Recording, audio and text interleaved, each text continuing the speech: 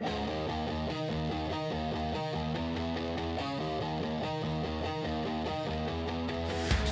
comes in my ears, shit feels blurry.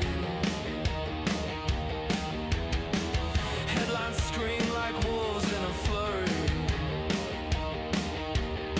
Who's the liar? Who's the thief? Who's the saint in disguise? Tell me, Tyler, are you dodging the knives? Left, right, both wrong. Truth's been gone too long. Tyler today, cut through the haze. Truth ain't a weapon, it's a light, it's a blaze. Tyler today, won't let it decay. Dodging the shadows, truth finds its way.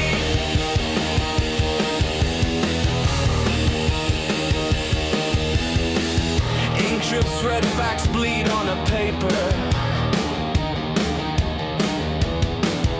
Voices crack, truths lost in the vapor. Fingers point at phantoms in the room.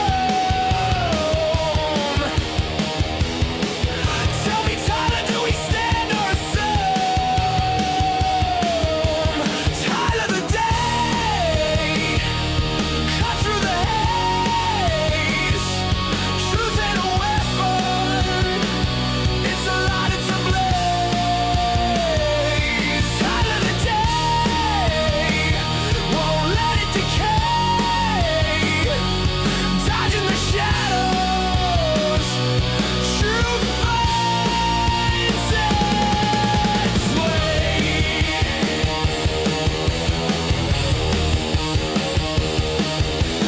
Tempo shifts, heartbeats stutter, lies crack like glass, they mutter. Hands on the clock, ticking slow, ticking fast. Tyler, don't let the truth be the past.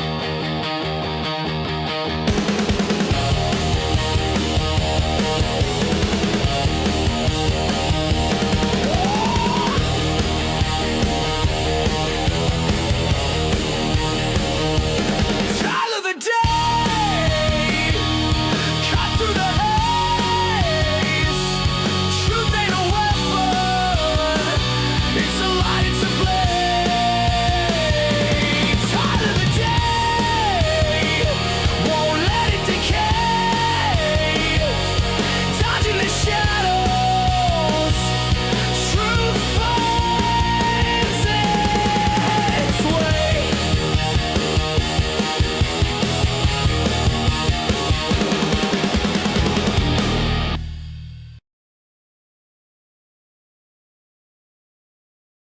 Look at that. I muted myself right at the start, but that's fine. I caught myself. We're good. Happy Tuesday, everybody. Sorry I wasn't here yesterday. There is a ton of things that I want to cover. Tons of news. It's just that my power went out yesterday, and then I got busy after that. So it is what it is, but I'm here today. I started early today, and we got a ton of things to talk about. Lots of things to talk about. We're going to talk about how we're going to get ID verifications for all social media.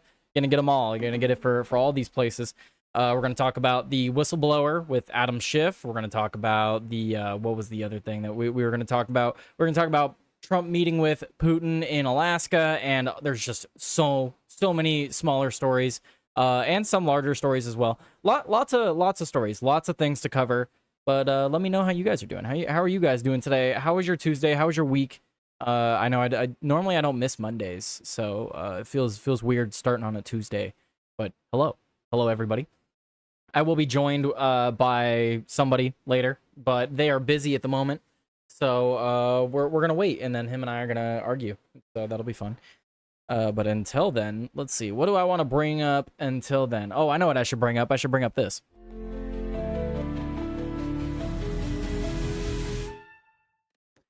And then I should go here to this story. Paramount buys UFC rights and $7.7 billion 7-year deal in first major move post Skydance merger.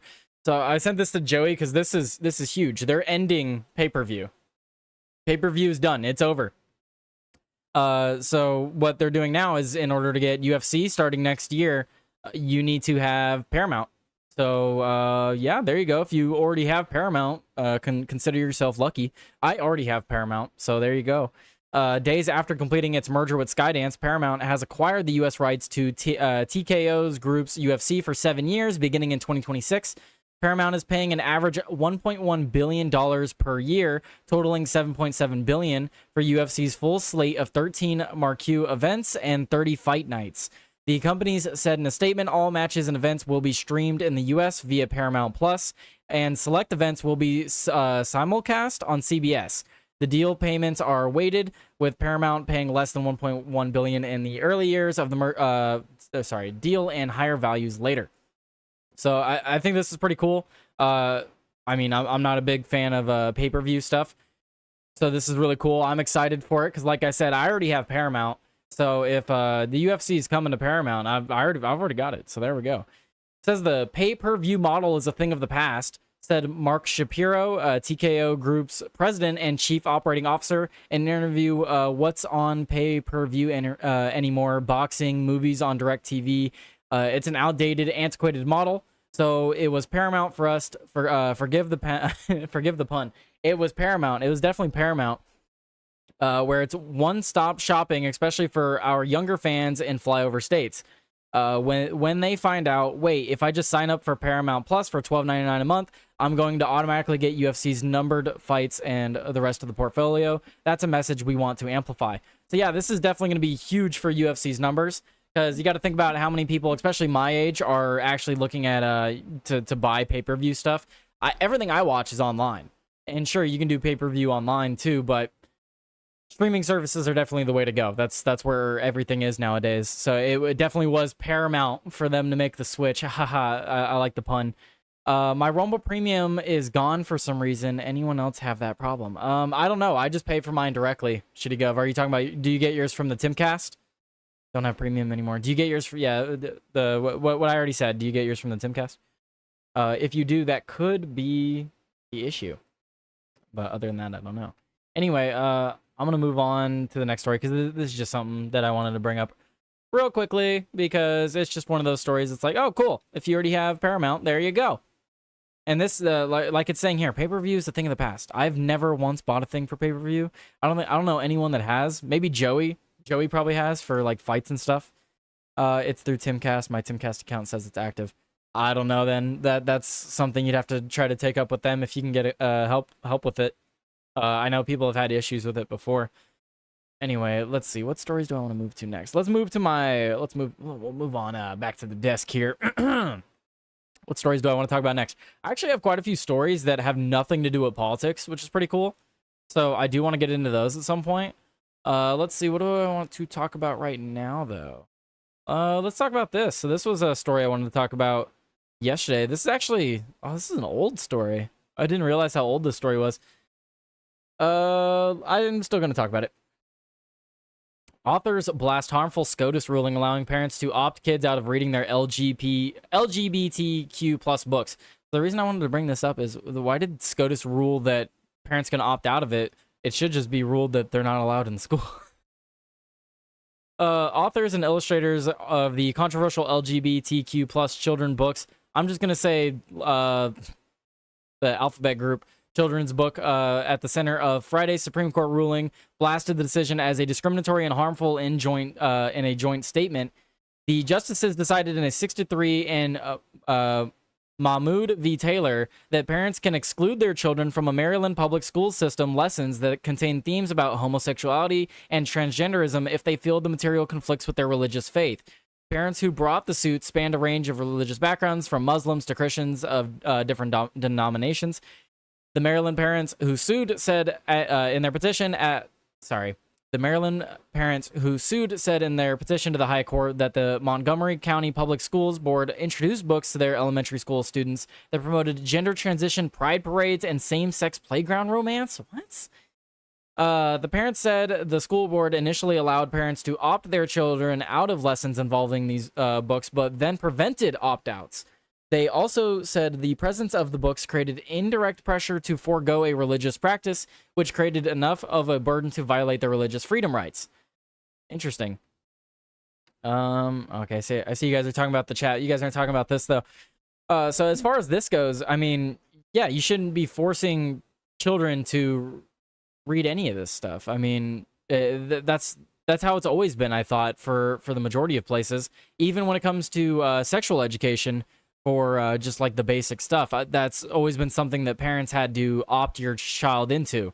So the fact that they tried to make this required teaching, yeah, that's absolutely an infringement on people's religious rights, because this does go directly against religious teaching. Because look, let's be real here. When it comes to homosexuality and transgenderism, those aren't things that have anything to do with reproduction. That's what should be taught in school, is reproduction, how all of that works, how to practice safe sex, stuff like that, and like just the basics of that. And really should focus on reproduction, should hardly touch on any of that other stuff. That should be left to the parents, and maybe a separate class if they want to opt into that. But even then, that's just weird. I don't know why you would have. See, that this is a topic that Joey and I will get into. What do you do when parents won't parent? Because if you do have situations where, like, yeah, these kids could just never be taught that if their parents don't opt them into it. But then you have issues of teachers talking to children about this stuff. I'm not comfortable with that. But I don't know what the answer is. Joey and I will be talking about another topic later about where parents should be parenting, but they're not. And what do you do when they're not? What do we as a society do when parents aren't being parents? And that's basically what it comes down to here is, parents need to be teaching their kids a lot of this stuff. Public schools are highly inadequate, to put it very briefly. And it's unfortunate that we have to delegate these things to people you can't fully trust. I mean, how many times a month or a year do we get stories about teachers doing something heinous or terrible? Anyway, that's off on a different tangent. Key SCOTUS, voice crack, what the hell? Key SCOTUS parental rights case draws McMahon Moms for Liberty to rally on court steps. Authors and illustrators of the books mentioned in their court case responded in a scathing letter. As the authors and illustrators of the books named in the case, we believe the Supreme Court's ruling today threatens students' access to diverse books and undermines teachers' efforts to create a safe, inclusive classroom. To treat children's books about LG or alphabet group characters differently than similar books about non-alphabet group characters is discriminatory and harmful. This decision will inevitably lead to an increasingly hostile climate for these alphabet group students and families, and create a less welcoming environment for all students. Yes, but, the same thing with religious stuff. Like, this goes against a lot of religious teaching, and I guess you can make the argument so does a lot of things. But if we're talking about just like science, everything that children should be taught should be based in facts and reality and things that actually benefit society. This stuff, I'm not saying you should just outright ban, but you just don't have it in the schools. Just like we don't have Bibles and the Quran and like all these other religious texts in schools, unless it's for like a very specific, lesson on world religions. Whatever. I mean, South Park's made that joke before, right? The point being, you don't have all these different religions in school. Why are you going to have this specific thing in school too? I mean, to some degree, some would consider that a religion because a lot of it is based on a belief. You can't change your gender or your sex. I mean, the horse has been beaten to death over that topic. I don't need to rehash it in this segment. This stuff, a lot of it relies on belief. A belief that you can change your gender, a belief that you can change your sex. And it's just not true. So some people, I personally see a lot of that stuff as its own form of religion. But I don't know. So if you can't have religion in schools, yeah, absolutely, you can't have the alphabet group stuff in schools. Unless you're going to label it as like a fiction. If it's all fiction, like if you just want to label it all as a fiction book, we leave it all in the fiction category, I'm down with that. After arguing that such books not only make children feel more represented, but also teach children how to share their classrooms and communities with people different from themselves, the group of authors and illustrators argued that they are part of a far larger shift. So, children don't need to be, like, why do you need to represent do we represent straight kids in books? Because like, how many children books are about like a boy and a girl, like younger boy and a girl, or just a boy and a girl in general hooking up? I don't remember any books from my early childhood about that. I mean, there was like there was what's the book called? I might get it wrong. Three Blind Mice. It was about that. It was the book about the guy who's basically special needs, and he ends up killing some puppies, and then he ends up killing a woman, and his best friend ends up killing him because he had hurt a bunch of people. But I remember a book like that, and that's supposed to be like a book you read in middle school. I don't remember anything about a book about like straight relationships and stuff. So like, where's the representation, man? Where's the representation? I guess like what's the book called? I'm thinking of it. Why am I blanking on it? I forget the name right now. It's Romeo and Juliet. How could I forget that? It could be like Romeo and Juliet. I guess that's there's the representation. But in that, I don't know, the original story in that one, they both end up killing themselves. So I don't know. That's not really a children's book either. But I don't know. What kind of representation do gay people need in children's books? Like, it's just ridiculous.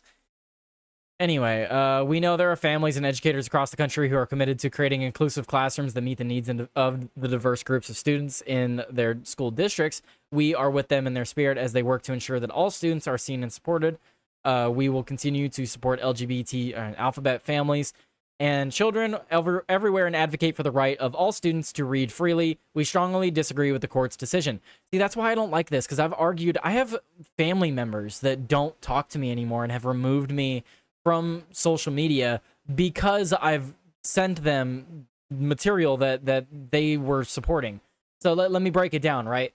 This has long been a topic of discussion. This isn't like a new topic. The only reason I'm talking about it now is because of the recent Supreme Court ruling. This is from about 2 weeks ago. Sorry, this is not from today. Apologies. But I had a family member of mine who was talking about how it's terrible that we're banning all these books. And I was like, yeah, some of the books that they're including in there probably shouldn't be banned. But the majority of them are books like this. And then I sent them a bunch of chapters from the books that were, let's just say, disgusting depictions of things. And they were like, oh my goodness, don't be sending me that sort of thing on my timeline. I don't want that in my comments and yada. I don't want that on my timeline. And I was like, yeah, no, I fully agree. People shouldn't see that stuff. Why are you defending it? And it's like, why are you defending that stuff? We should not have that stuff in school. Now, if you want to make an argument for, parents showing their kids at home, I'm not on board with a lot of that stuff either. Because to be fair, it's the certain books I'm thinking about in my mind. There were some children's books that I've seen that were, they label them children's books, but they were highly, highly not children's books, we'll just say. And yeah, those books should not be shown to children. But overall, these books are just being banned from school. We don't have every book in school. We don't have every single book ever made in school. If that was the case, I mean, oh geez, I actually don't. No one give me the answer. Don't give me the answer. I'm not going to look up the answer. Is the original, like, It book, is that in any school? Please, I hope that's not. If for those of you that are not privy to the original book by what's his name, Stephen King, the original book, It the Clown, the ending is absolutely disgusting. I'm not going to describe it, but let's just say it has children doing things that children shouldn't do. Is all I'll say on that. And is that, like, should we have books like that in school? Like, oh, sorry, you need representation. It's just disgusting. Not every book is in schools. Not every book should be in schools. I'm not saying ban books. I'm not saying burn books. You should have access to these books if you absolutely wanted to get access to disgusting things like that. Just to have proof. You don't want to get rid of proof that happened. You shouldn't get rid of history. Because, like, what if we get rid of all those books and then 100 years from now, you're like, you remember that really famous author Stephen King and how he wrote about disgusting depictions of children? And then you could be like, oh, no, that never happened because we got rid of it all. Like, no, you should still make sure it exists. Just, like, don't put it in schools. That's all I'm saying. Don't put it in. Why are you arguing for these things to be in schools? Education Department Secretary Linda McMahon celebrated the ruling as a win for parental rights and a loss for bureaucrats. Absolutely, this is a parental right win because this just gives more rights to the parents, which, you know, again, like I said, we'll have a conversation here pretty soon about what do you do when parents aren't being parents? I don't know. Stay tuned for that conversation I'll be having here with Joey pretty soon. Speaking of which, I should probably send him a link to join, because I don't know when he's going to join, but he should probably have a link for that, huh? Go follow Joey Cannoli, by the way, guys. He'll be joining us here in a little bit, I'm pretty sure. Pretty sure. But we'll see. Let me know what you guys think in the comments and the chat. Let me move back to let's shift back over to the desk. Let me close that down. I have so many articles pulled up right now. What are you guys talking about in the chat? Hello, everybody. What's up? What's poppin'? What's poppin'? Happy Tuesday. What are you guys saying in the chat? Shame on them and make fun of them. Let's see. I don't know what you do, Tyler. A lot of broken brains out there in the world. Yes. License for procreation? Oh, no. No, I don't know about that, Tinkerer. I believe fairies live in shoes and demand everyone goes barefoot. Okay. It's not about representation, it's about forcing you to accept their degeneracy. Absolutely, Guido. Sean's Eye View said, I'm gonna tend to the rabbits, George. What? Oh no. Oh no. Okay, never mind, I got the reference. Guido, hey yo, there are 12 watching and only 2 likes. Hit the damn like button, right? Where's Killing It Sense? Killing It Sense is late today. Fishy, my school had the revised version of the Stand High School, but not it. Okay. They wouldn't let me read Turner Diaries in school. Wonder if they can read now that that any book is okay in the left's eyes. Well, see, not any book is okay in the left's eyes, because I wonder how many of them would be okay with getting rid of To Kill a Mockingbird. You know, how many of them would be okay with getting rid of that book because it has the N-word in it? And I remember in school people going crazy over that stuff. They're like, oh my god, and, you know, because in my school, the teacher actually let us read it. That section, those sections, I think it appears multiple times, but the teacher actually let us read it in that context.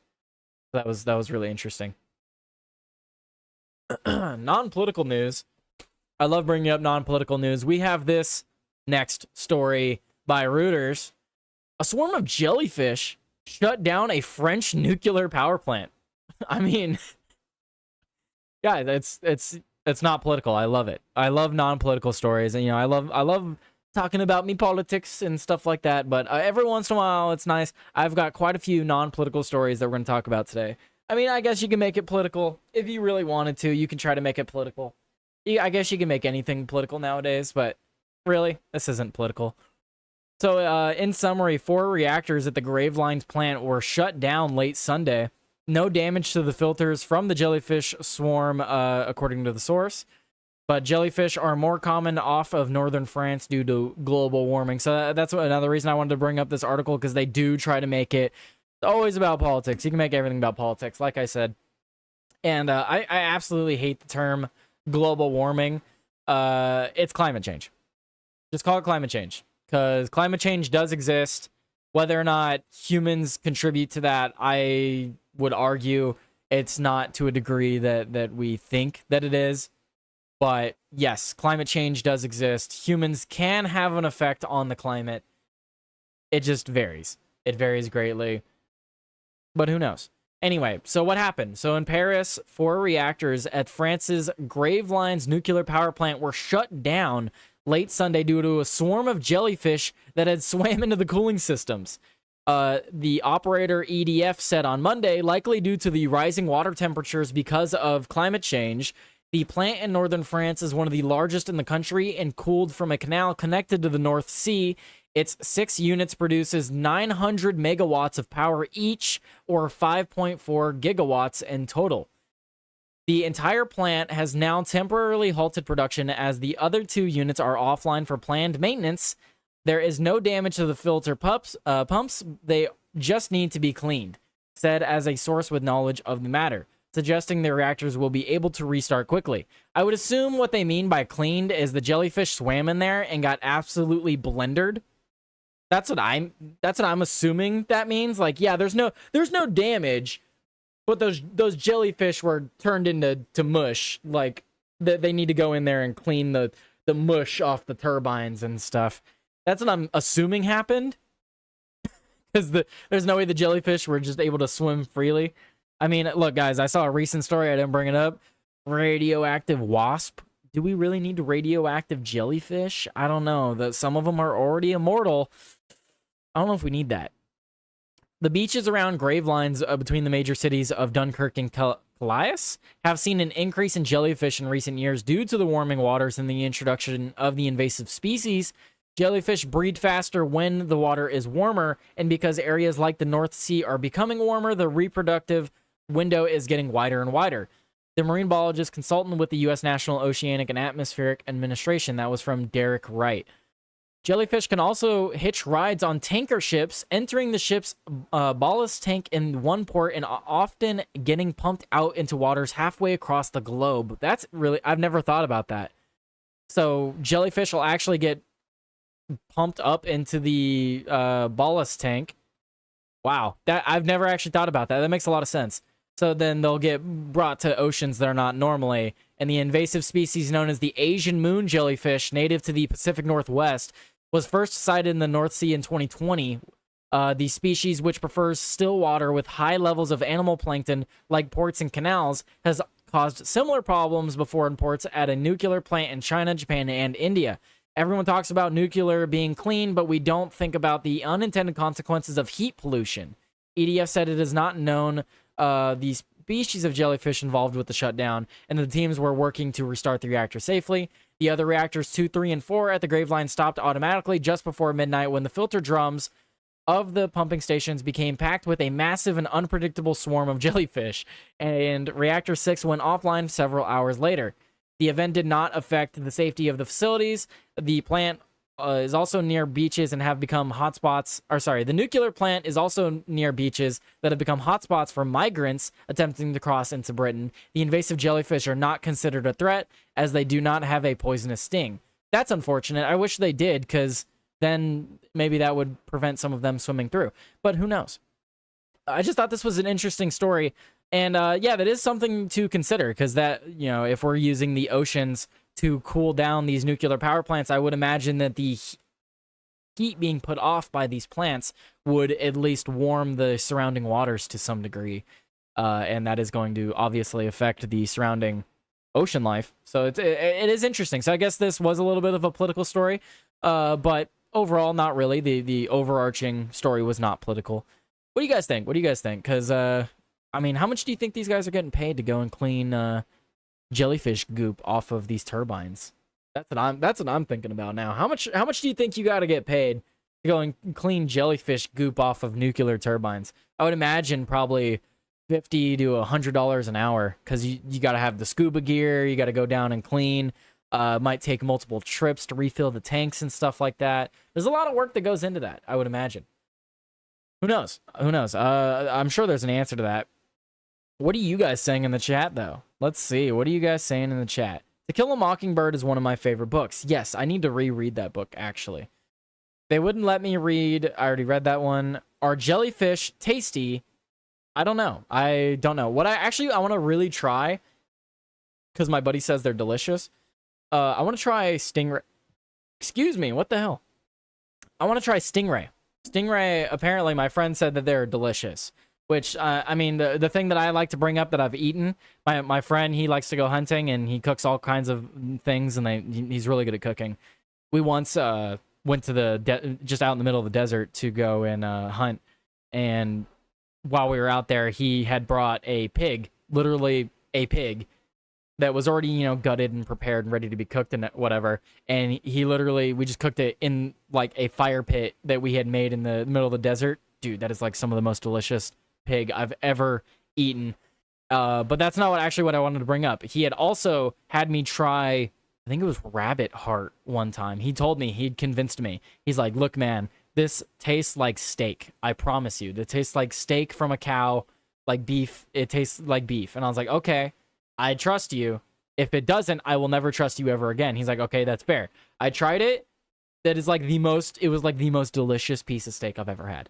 Anyway, I don't know how I got off on that tangent. That has nothing to do with news. We were talking about jellyfish and how they taste. If the French nuke plant raised a white flag and surrendered, I wonder if the French, yeah, did they surrender to the jellyfish? I mean, they basically did. They shut down the plants. You know, the jellyfish won. And at the end of the day, the jellyfish won. I think they won. Maybe not the war. The jellyfish did not win the war. The war is raging on, but the jellyfish have in fact won the battle. Yep. Stingrays got Steve Irwin. Rest in peace, Steve Irwin. Yep, that's true. That's true. But that was an accident, though. A lot of people give stingrays crap for that now because that happened. Stingrays are beautiful, majestic creatures, and he did not do it on purpose. That stingray did not kill Steve Irwin on purpose. You can't get mad at the stingray killing Steve Irwin. It was an accident. Steve Irwin wouldn't have blamed it. I'm just saying. How many hate comments am I gonna get for saying that? Anyway, so this next story we're gonna jump to. Let's jump to this. Let me pull it up on screen for you guys. Next story I wanted to jump to. This story's crazy. All right. So Majestic no more. Yeah, I guess not. This next story we're gonna jump to is absolutely bonkers. United States postal worker who flaunted stacks of cash on social media admits to stealing checks from the mail.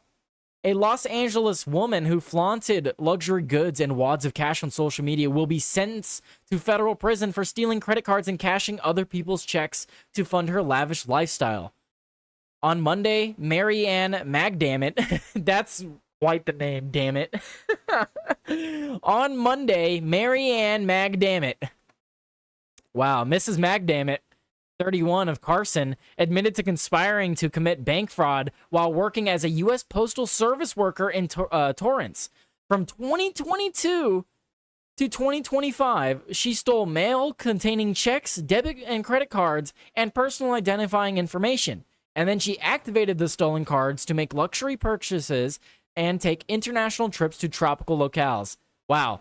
So Miss Magdammit, here she is in the picture here with her absolute stacks and stacks of cash, stealing hundreds, if not thousands. There's thousands of dollars in her hand right there, stealing thousands of dollars from people. So here she is. She is seen in social media post holding a wad of cash that was believed to be obtained by stealing checks and debit cards from the mail.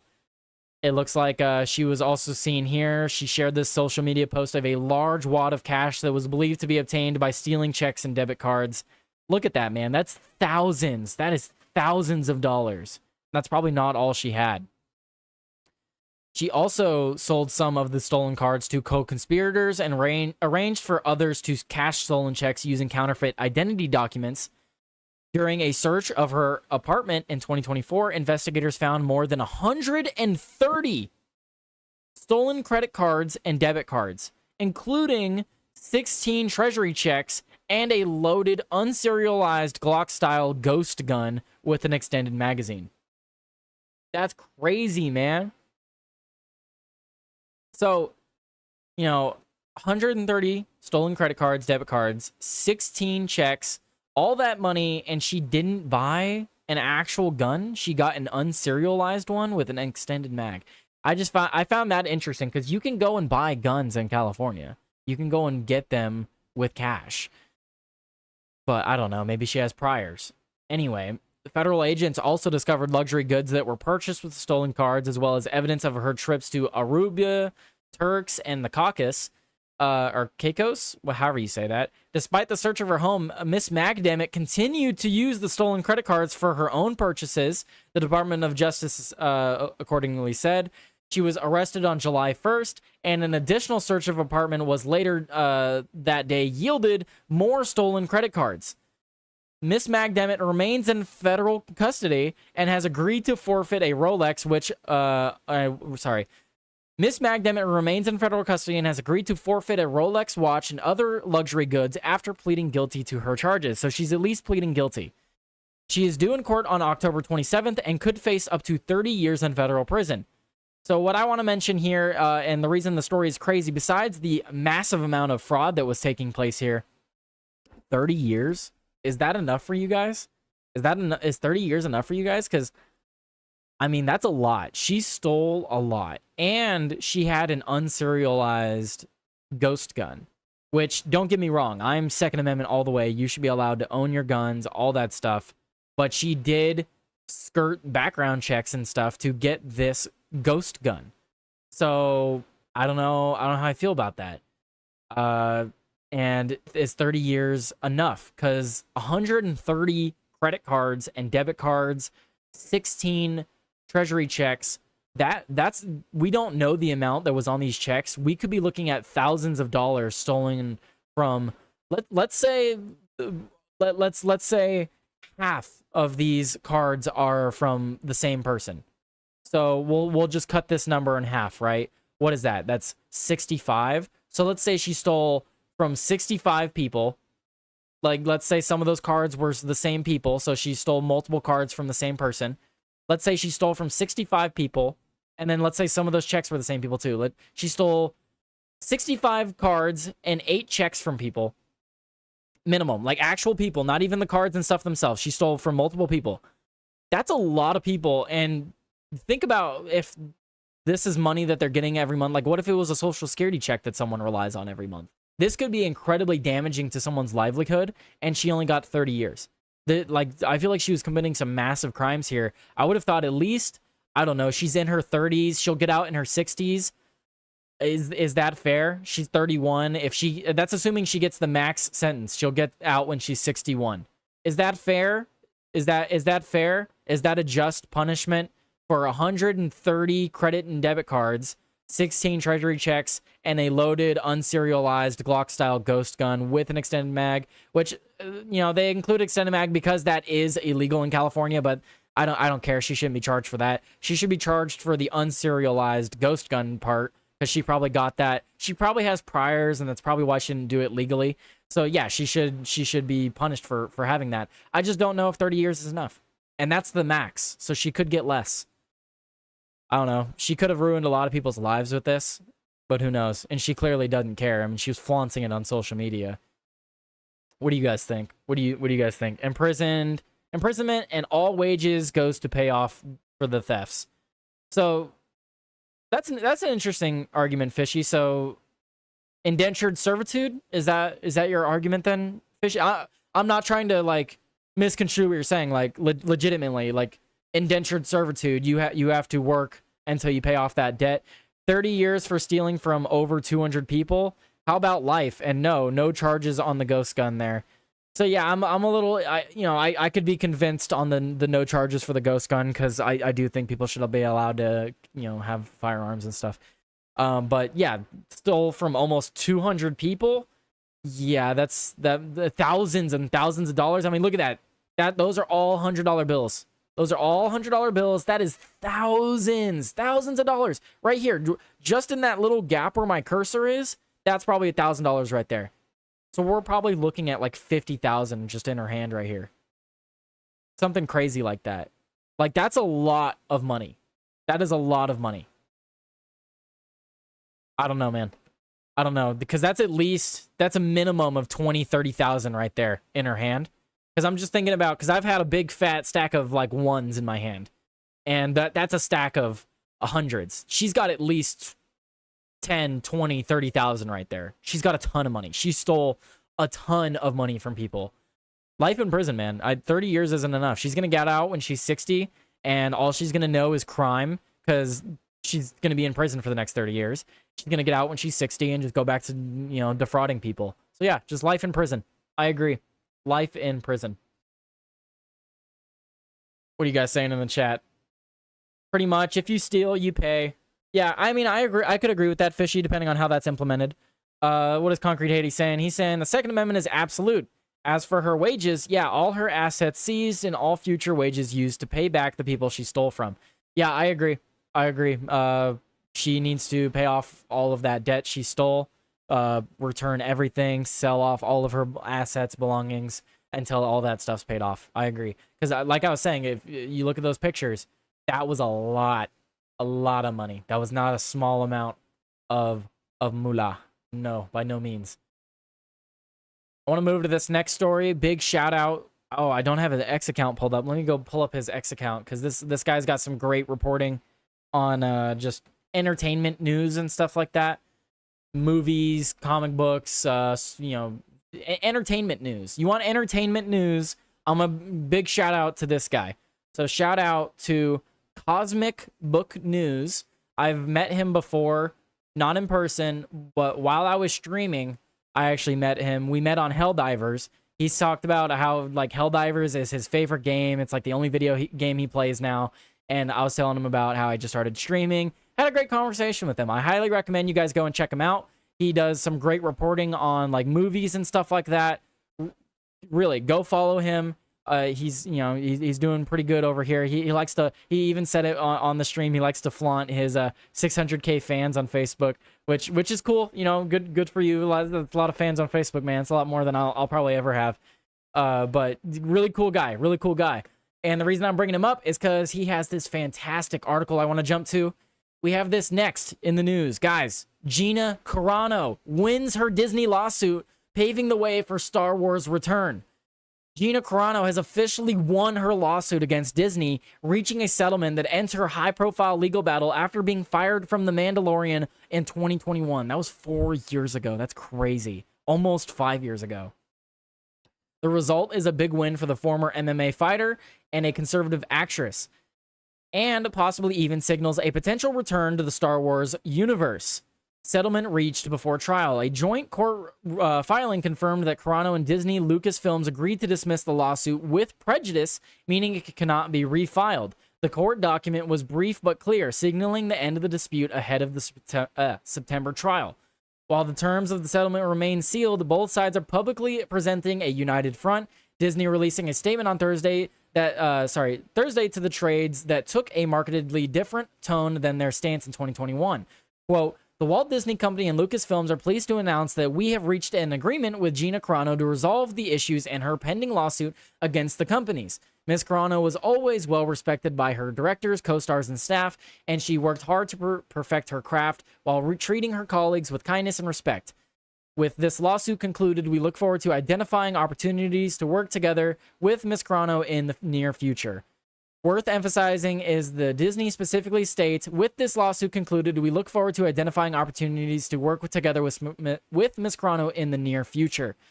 So Ms. Carano has responded on X. She posted on X earlier in the day saying that, and all the truth shall set you free, before later issuing a formal statement confirming the settlement, where she also thanked Elon Musk and the X platform for funding her lawsuit. So they have her statement here. I'll read her statement in just a moment. First, I want to give a big thank you to Joey Cannoli. That is Outworld Live, formerly. He has now changed his name officially to Joey Cannoli. Go follow the Joey Cannoli. He says he will be here in a few. He's just got to eat a protein bar. So he's going to go and get him some breakfast or a quick brunch, whatever you want to call it. Quick little snack. And he'll be joining us to talk about the news and so much more. Anyway. So we have this statement from Carano. She said, "I've come to an agreement with Disney and Lucasfilms, which I believe is the best outcome for all parties involved. I hope this brings some healing to the Force. I want to extend my deepest, most heartfelt gratitude to Elon Musk. I am a man..." I want to extend my deepest, most heartfelt gratitude to Elon Musk, a man I've never met, who did this good Samaritan deed for me in funding my lawsuit. Thank you, Mr. Musk and X, for backing my case and asking for nothing in return. To my lawyers at Schiff, who walked me through this unknown territory, thank you for your wisdom and guidance. I am humbled and grateful to God for his love and grace in this outcome. I'd like to thank you all for the unrelenting support throughout my life and career. You've been the heartbeat that kept my story alive. I hope to make you proud. I am excited to flip the page and move on to the next chapter. My desires remain in the arts, which is where I hope you will join me. Yes, I'm smiling. So this is Disney's reversal. And so I'm not going to read the rest of it. You guys can go read the rest on cosmicbook.news. And you can also go look him up on the Twitter or X. Go look him up. He does a lot of really good reporting. I'm going to try to use his reporting more in the future. But yeah, congratulations to Gina Carano. I did love her role in The Mandalorian. And I look forward to seeing her in films and stuff in the future. This is great, and this is another win for the culture war. There's been a lot of wins in the culture war recently, and this is just another one that we can add to the board. She also made another statement recently that she was saddened when all this first started because she had a lot of friends and family apologizing for watching Disney films and going to Disneyland, putting away their Grogu merchandise and stuff like that, or Baby Yoda merchandise. And she said that she wants everyone to stop with that. She wants no more apologies for watching Disney. She wants no more apologies to going to Disneyland. She wants people to bring out their merchandise and stuff again. She wants everyone to, she's saying it's okay to like Disney again, which I'm not there yet. Me personally, I am not there. But I understand why she is. This is a big win for the culture war, big win for Gina Carano. Disney still needs to do a lot more before I'll say to go watch Disney again. But, great. This is absolutely great. Anyway, 45 minutes later, Joey joins. I already knew he was going to join late, Fishy. How dare you? Don't ridicule my Joey, my Joseph. Joey's, he could be late if he wants. That's fine. That's perfectly fine. What's not fine is the fact that I don't have my stuff ready for when he joins, though. So let me go ahead and actually start doing that. Let me switch back over here while we get things moved around over here. Oh my goodness, I'm already almost through the first hour, and I have so many news stories I want to talk about. So many things I want to talk about. So many. Anyway, guys. Send in Rumble Rants. I need the Rumble Rants. Where's the Rumble Rants? I haven't gotten any Rumble Rants lately, guys. What the hizzle? What the hizzle? Also, I wish I could reset my Rumble Rant goal, because... Yeah, wait, why is that 250? Yeah, see, I already need to fix it. Because I don't like that it says 226, because that was last month. Like, I don't know what the timer is on that, but, I definitely haven't gotten $226 of Rumble Rants recently. That'd be nice. Anyway, let me up it to not 230. That's too low. 240 is where it should be at. Fix that. There we go. Guys, we're one away from the like goal. Oh my goodness, my follower goal. Guys, we hit 600 followers recently. I forgot to announce that. Thank you guys. Thank you guys. Thank you to everyone that has been supporting me. Thank you to everyone that stops by and watches, reposts, likes, comments, all that good stuff. Everything you guys do to support me, all that stuff. It has all gotten us here to this moment. Guys, I have 605 followers now. Look at this. Look at this. This is amazing. Blew my goal out of the water. The goal for the year was to hit 500. I've hit 605. Like, you guys are absolutely killing it. I'm killing it too. I gotta give props to myself, but I wouldn't be here without you guys. You guys are the only reason that I even have anyone watching. And man, look at my thumbnails. My thumbnails are sexy. Anyway, anyway, yeah, thank you guys. Big thank you guys. So I actually need to up that one as well. Let's up that. Big massive win for the TTN crowd. I don't know what I should call you guys. Call you TTNers. A big win for the TTNers. Thank you guys. We're gonna up that to, I guess the next goal logically would be 700, right? So the next goal is 700. There we go. I upped it to 700. We just need one more like, but we did hit the follower goal, so obviously you guys need one of these. Oh yeah, double it up. Why is it doubled? Hang on, I think I know why it's doubled. Let me go over here. Oops-a-daisy. Is it this one? I think it's this one. Nope, not that. Where is it? Yep. Wait. No? So confused. Okay, not that, not that. That's for the Rumble chat. I don't know why it's doubling up. Anyway, has Joey joined yet? No, he hasn't. Okay, well, Joey has not joined yet, so what we're going to do is we're going to jump to this next story. Guys, we have video. We have video of it for this next story. On video. Wait, let me refresh the page.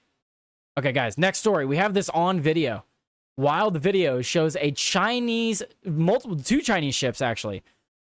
Wild Video shows Chinese ships crashing while trying to cut off a Philippines boat in disputed waters.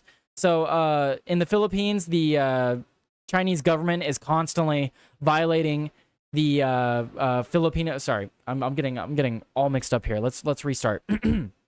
Guys, this next story.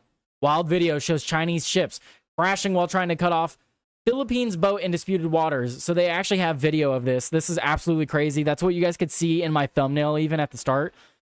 Dramatic footage shows 2 Chinese government ships violently colliding Monday while chasing down a Filipino Coast Guard vessel. Oh. Double it up, double it up. Thank you guys. Did we hit the like goal? Is that what that was? This video is one of my new favorites. Why is this one of your new favorites? Hang on a minute. What happened? The Quartering has raided the stream. Yo, what's up, The Quartering? Guys, we're talking about news and stuff right now, and we get raided by The Quartering? That's not actually The Quartering, is it? You guys are messing with me? Guys, I was just gonna talk about this wild video. Oh, wow. Okay. Well, is that actually I feel like I'm getting messed with here. This video is one of my new favorites. Boosh, what did you do? No, that was real? It's real? Holy crap. What's up, guys? Guys, we're just talking about news. Got a lot of news to cover today. Oh no. My sound effects are gonna go crazy now. Oh no. Oh no. Guys, I have sound effects. You guys... Oh no. Oh no, my sound effects. Oh god. Guys. I might have to turn that off. I'm not gonna be able to stream. Yo, what's up, everybody from The Quartering? Thank you so much to Jeremy. What's up, guys? Well, now I have to pause and wait a sec. I have to wait a second. I might have to turn that off now because you guys are gonna keep spamming the follow button. What's up? 816 people. I'm talking to you. What's up? I'm talking to everybody. Hello. Smash the like button. Zoinks. Don't be an idiot. I'm talking. What's up? This is your moment. Hello. I love you. What's happening? Yeah. Okay. Let's talk about the news. I'm gonna have to turn that off. Can I turn this off? There we go. Is it gonna keep going? What if I go over here? Yeah. Okay. Wait. I need that to turn off. I want to talk about the news. I need to turn that off. The alert pop up. There we go. Okay, I turned it off. Thank you guys. Thank you to everyone that's following. Yes, I'm from Tim's Discord. Hello everybody. Coffee Brand Coffee. Yes, Coffee Brand Coffee. Go support Coffee Brand Coffee. Mistakes were made. Raid from The Quartering. Yeah, thank you guys so much. Guys, I was just about to jump to this story that we have on screen. So I'm gonna talk about this story, and then I'll try to get to your guys' chats as we're going. I think Tyler is having a mini meltdown in a good way. I was not expecting a Quartering raid, but you guys are freaking amazing. Love you guys. All of you guys following right now. I just changed my goal too. I just updated the goal. Where did it go? See, all the zoinks are gonna pop up again if I bring it back up. See, look. Look at that. Oh my goodness. $5 from Logan's Run. What's up? He said, have fun. Hell yeah, man. You guys definitely made it a lot more fun now. Sign of Jonah. Raid from The Quartering. Thank you guys so much. Okay, yeah, I gotta turn that off. I have goals. at the bottom. I'll bring them up in a little bit. I'm here so I don't get fined. Well, there you go. Is there a fine if you don't come and watch TTN? That makes sense. You know who should be fined is the Chinese government after this absolute failure. Guys, I'm going to jump to this story while you guys are here. I want to bring this story up. This story's hilarious. Wild video shows Chinese ships crashing while trying to cut off the Philippines boat in disputed waters. So what happened here? Dramatic footage shows 2 Chinese government ships violently colliding Monday while chasing down a Filipino Coast Guard vessel in a disputed area of the South China Sea.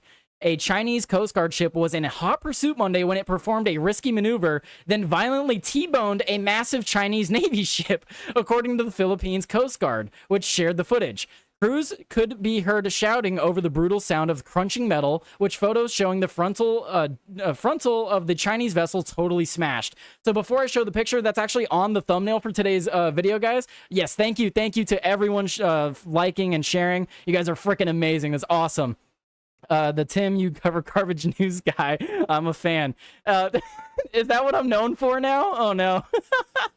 Yes, I called in and argued with Tim about covering news.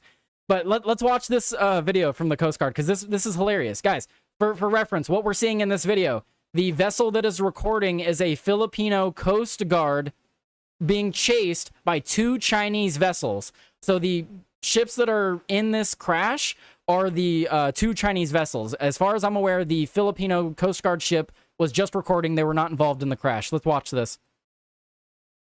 Any sound? Yeah, we have sound. Come here. Where'd my mouse go? Is there no sound? Well, there you go. No sound, but you guys get to watch that. Look at that. They were trying to mess with this Filipino Coast Guard ship. Look at this small little ship. That's literally a Chinese warship. And they so what happened, right? I mean, look, you could see that crashed. There's no sound here, but look, come on, is it gonna play? There you go. So like here they are. They're trying to mess with this Coast Guard ship, and then here it comes. Look at that. Where is it? Where is it? Bam! you could hardly see it because the larger ship cuts it off, but that other Chinese vessel just dead stops. Here's the damage. I mean, come on, man. So the Chinese Coast Guard ship and the People's Liberation Army ship collided on Monday. The substantial damage left the Chinese ship unseaworthy. Really, unseaworthy. So the Philippines Coast Guard spokesperson, Commodore J. Torrella, adding that the China declined to help for any. They declined help for any potential injuries or rescues. The wild showdown came about 12 miles from the contested Scarborough Shoal, as 2 Philippines vessels were delivering food and fuel to around 35 Filipino fishing ships. And then so it just goes on to talk about how they have been, contesting the waters. This is something China's been doing for a very long time. And yeah, it's just hilarious. Here's another picture. Look at that. Damn, dude. Absolutely smashed the front of that. Crazy, man. So China confirmed they confirmed that there was a confrontation between the 2 countries, but did not mention a collision. Naturally, I mean, this is really embarrassing for the Chinese Navy. It's incredibly embarrassing. And then it's just a statement from the Filipino government saying that they're going to continue to be present and defend their country and defend their territorial waters. What I'm going to do is continue to be present in the chat, because you guys are absolutely blowing up the chat right now. I noticed I got a ton of Rumble rants. So let me go through some of those. What are you guys saying in the Rumble rants section? What are you guys saying here? Got $5 from Logan's Run. He said, have fun. Got Signs of Jonah. He said, raid from the quartering. Thank you. Got, what is that? Pro-ableist? I think that's what that says. You have lots of hair and no beanie. You can't be from Tim's Discord. So those were all $5 Rumble rants. We also got another Rumble rant from Guido. He said, can we get this stream to 1K likes? Come on, guys. Guido wants us to get to 1K likes. Man, that's a lot to ask for. I don't know about that. H.E. John says, welcome to the Rumble family. Thank you. That's a $10 Rumble rant from H.E. Johns. Thank you guys so much. And then let's see, Com24 Saya? He said, I'm the Coast Guard now. Are you the Coast Guard? I am the captain now. I mean, look here, we got I already closed the thing down, but yeah, if you guys go back and watch that video, that was a massive L on the Chinese Navy. I mean, that newsroom you have there is crazy looking. Yeah, you guys love my newsroom? Look, guys, highly professional setup here. Highly professional newsroom setup. Let's get some of these zoinks coming in. It's gonna pop up. A lot of them are gonna pop up. Thank you guys so much. Japan killed 16 million Chinese in World War II. They got their licks in. Damn. Okay. Love the newsroom. Thank you guys. Thank you guys to everyone that's following right now. There's so many. I'm not gonna start naming them. There's so many people that just started following. Thank you guys. What do we have for the goal? Holy crap! We destroyed the goals. All the goals are destroyed. Okay, I gotta change the goal now. Okay, well, I was literally just talking about Zoinks. I was just talking about how the goals are too high, but now the goals are blown out of the water. I love this. I'm sorry if the zoinks are getting annoying, guys. That's Zoinks! zoinks. I think I could turn that off. Hang on. Wait. Zoinks! Zoinks. It's this, right? There. Okay, I think I turned it off. Zoinks! Maybe. Did I turn it off? Uh-oh. Okay, I think I turned it off. Tyler's losing it. I'm not losing it. You guys I wasn't prepared for that, okay? I started the show early today. Is that Shaggy? Yes, that is Shaggy. I started the show early today because yesterday I didn't stream, and there's a ton of news for me to cover. Right now I'm looking at at least another 20 articles I need to get through. So you guys, you caught me off guard, okay? Coming from the quartering, nice setup. Yo, what's up? We're getting rated on YouTube too? You rated me on YouTube as well? Or there's just people coming onto YouTube? I also stream to YouTube, so, but I mean, obviously Rumble is the better one. Why my Merca flag not wave on screen? What? Oh, I see it waving. Oh, I see what you mean. Oh yeah, why isn't it waving? That's a little frustrating. The Swamp Cleaner, $2 Rumble rant from the Swamp Cleaner. He said China fafoed. Yeah, dude, that's talk about effing around and finding out. I mean, how do you do that? Well, I mean, you guys saw the clip. They're chasing this ship from the Philippines, and then that's just so embarrassing. Yeah, don't trust YouTube. YouTube is asshole. I agree. I agree, Turf Dog. I think Turf Dog is the first person in my chat to have a red username. Interesting choice. Definitely stand out. Let's move on to this next story. Let's see. Oh, Joey, you're just waiting in the wing? Guys, we have a special guest. He's just been waiting in the wing for me, probably because I got a raid, and he knows that I'm all flustered now. Hang on, Joey. Oh, God. Hang on. Now the zoinks are popping up on this side. Oh, jeez. I fixed it. We're good. Bringing in Joey now. What's up, Joey? I was actually brewing tea. You were actually brewing tea. Well, now I need your camera to get into focus. There we go. It's focusing. What's level 2? You leveled up to level 2? Bye, YouTube. Who got me the quartering raid? Who did he just find me naturally? He just found me naturally today? I saw there was a few chats in there, Joey. Apparently I'm known as the guy that argued with Tim now. Well, you did argue with Tim. This is a fact. I did argue with Tim about not covering news. Speaking of news that's not being covered, there's lots of things that we need to cover. I wanted to bring up this to talk about you with, because this is an interesting thing I want to talk about. I want to get your thoughts on it, because this is Elon Musk and Viva Fry. So you have this from Elon Musk. Recently, Grok started putting out things where you can turn images into video, and Grok can make video and stuff like that. And it looks creepy as hell. Elon Musk said for most people, the best use of Grok app is turning old photos into videos, seeing old friends and family members come to life. How do you feel about that? How do you feel about turning pictures into video? I saw some people using this, and some people seem to like it, but I think it's a little strange. I think it's incredibly creepy. Like getting what's it called? Let me turn your auto gain off. That thing. There we go. But like getting pictures and stuff, like, because if you get pictures and video from deceased people and then you start making videos and stuff of it, it's just weird. It's not real. It didn't actually happen. And then you get the guy from what's his name? I forget his name. Jim Acosta, who just interviewed that kid that died from the Parkland shooting, but he interviewed the AI version of him. Like, that was disgusting. You get stuff like that, and I'm not okay with it.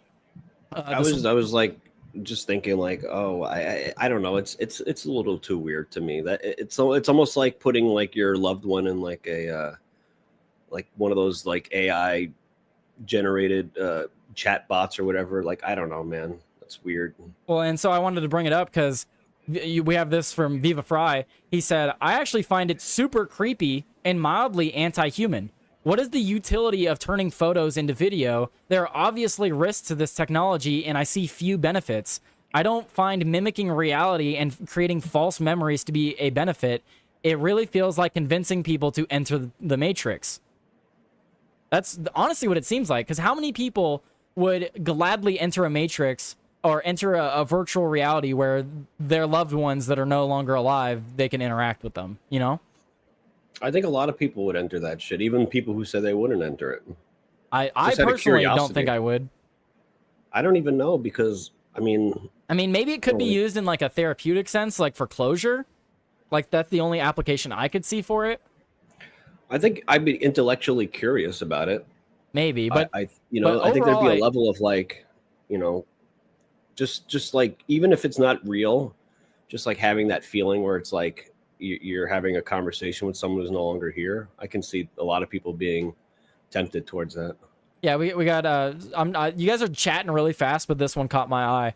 He said, "I can't stand AI art." This is from Ohms. I can't stand AI art. It is okay to use for synth music for me since it makes sense. But that is where I draw the line on AI. It is just a useful tool for imagination. That's what I use AI for. I don't think we should be using AI to generate false memories, but we should be Yeah. using AI to help us learn things that we don't know, help us create things that we wouldn't be able to normally create on our own. For example, all of this stuff with setting up the audio, setting up all my displays and everything, a lot of that I used AI to help me navigate and figure out how to do these things. Also a lot of, video tutorials and stuff like that. But I've used AI for a lot of things to like teach myself how to do those things so that I don't need to look it up or use AI in the future. So AI absolutely has its usefulness, but I think people over relying on it and then using it to create false memories, there's a lot of things with AI that will go bad. That's what I'm worried about. Yeah, AI is like another it's like Google 2.0 now. It's like everyone used to Google things. Now it's like, let's just ask the AI. But sometimes the AI be like a little weird. Well, Sometimes they just make shit up.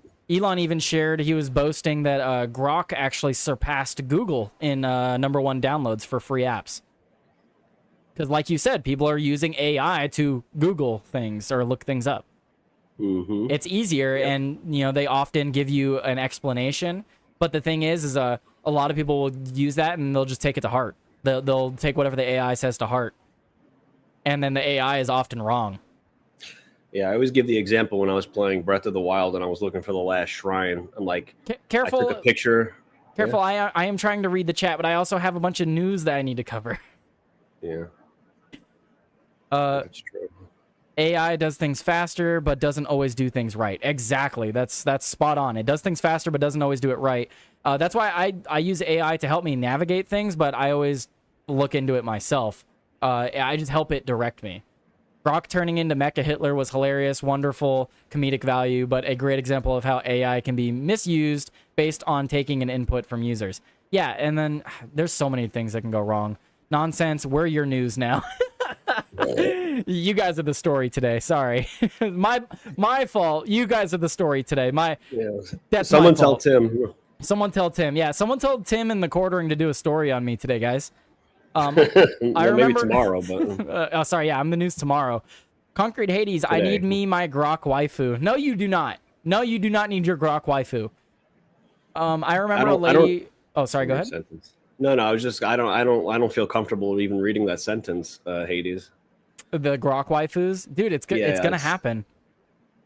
I'm the captain now. Yes, Grok, will you lie to me? Not, not yet, little Jimmy. I gotta suck you for what? What? Bye, bye, YouTube. Yeah, Yeah, I no, that laugh was- every time I see that name. That was Quartering yeah. chat. That was definitely a bye bye YouTube moment. Bye bye YouTube. I hope you know I'm streaming to YouTube, but I guess not anymore.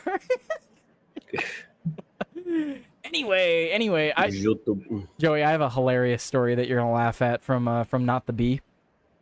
Oh, good. Okay. Not this story. We'll talk about this one in just a minute. Talk about that one in just a minute. What I actually wanted to talk about was this next story. Female UK cops go jogging to catch catcallers. This is a real article, guys. Hey, a neurodivergent one. He said, "Hey guys, jump over and give @Joey Cannoli a follow over on Rumble too. Yeah, guys, go follow that link if you want to support my friend over here. Wait, over here. This guy on the opposite side of the screen. Go support him. He does some really hilarious shows, and I believe he's doing a special show today. No, just normal show. Normal we'll show? have Jessica and Nora on though, so we'll have When's two your special Smoking show? Redheads on. My special show? I don't know what you mean by that. With Karen Jones and Oh yeah. We gotta have Karen Jones on she's been on Kill Tony. We're gonna have her on Nightcap later, so that's after midnight for Eastern okay, so that was Standard today. Time. Okay, I'm not delusional. Yeah, well, it's technically it's today, but for East Coasters, it's technically tomorrow. Okay, that's fair. Okay, so Joey does his own show where he talks about ongoing things in the world and he goes deep on topics on his Outworld Live. More like philosophy. And then, and then Nightcap is his chill stream where he hangs out. So go give him a follow, guys. He's got some really good content. We're doing a rendition of Kill Joey, where a couple of people are gonna come up and give minute bits, and we're gonna do like how they do on Kill Tony. And this is significant because Kill Tony's coming to Madison Square Garden this weekend, and Karen Jones wants me to help her with some things. So yeah, and I might have to redo my bit after reading some of these stories today, because I mean, look at this story, this next story, Joey. I mean, female UK cops go jogging to catch catcallers, and we have a video. You read that? You read it correctly. I read that correctly.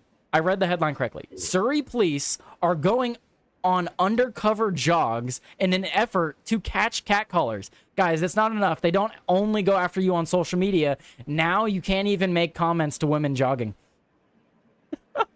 Let's watch this clip. What are they doing? These women aren't friends out for Oh wait, Joe, fun. you can't see They're this. actually undercover police officers. I don't do a taken to the Luke streets impression. in Apparently, I Surrey just am as Luke. part of a new operation trying to stop people catcalling and harassing female runners. We get honked at, the staring, the hanging out of the window just to look at us, and it's so prevalent.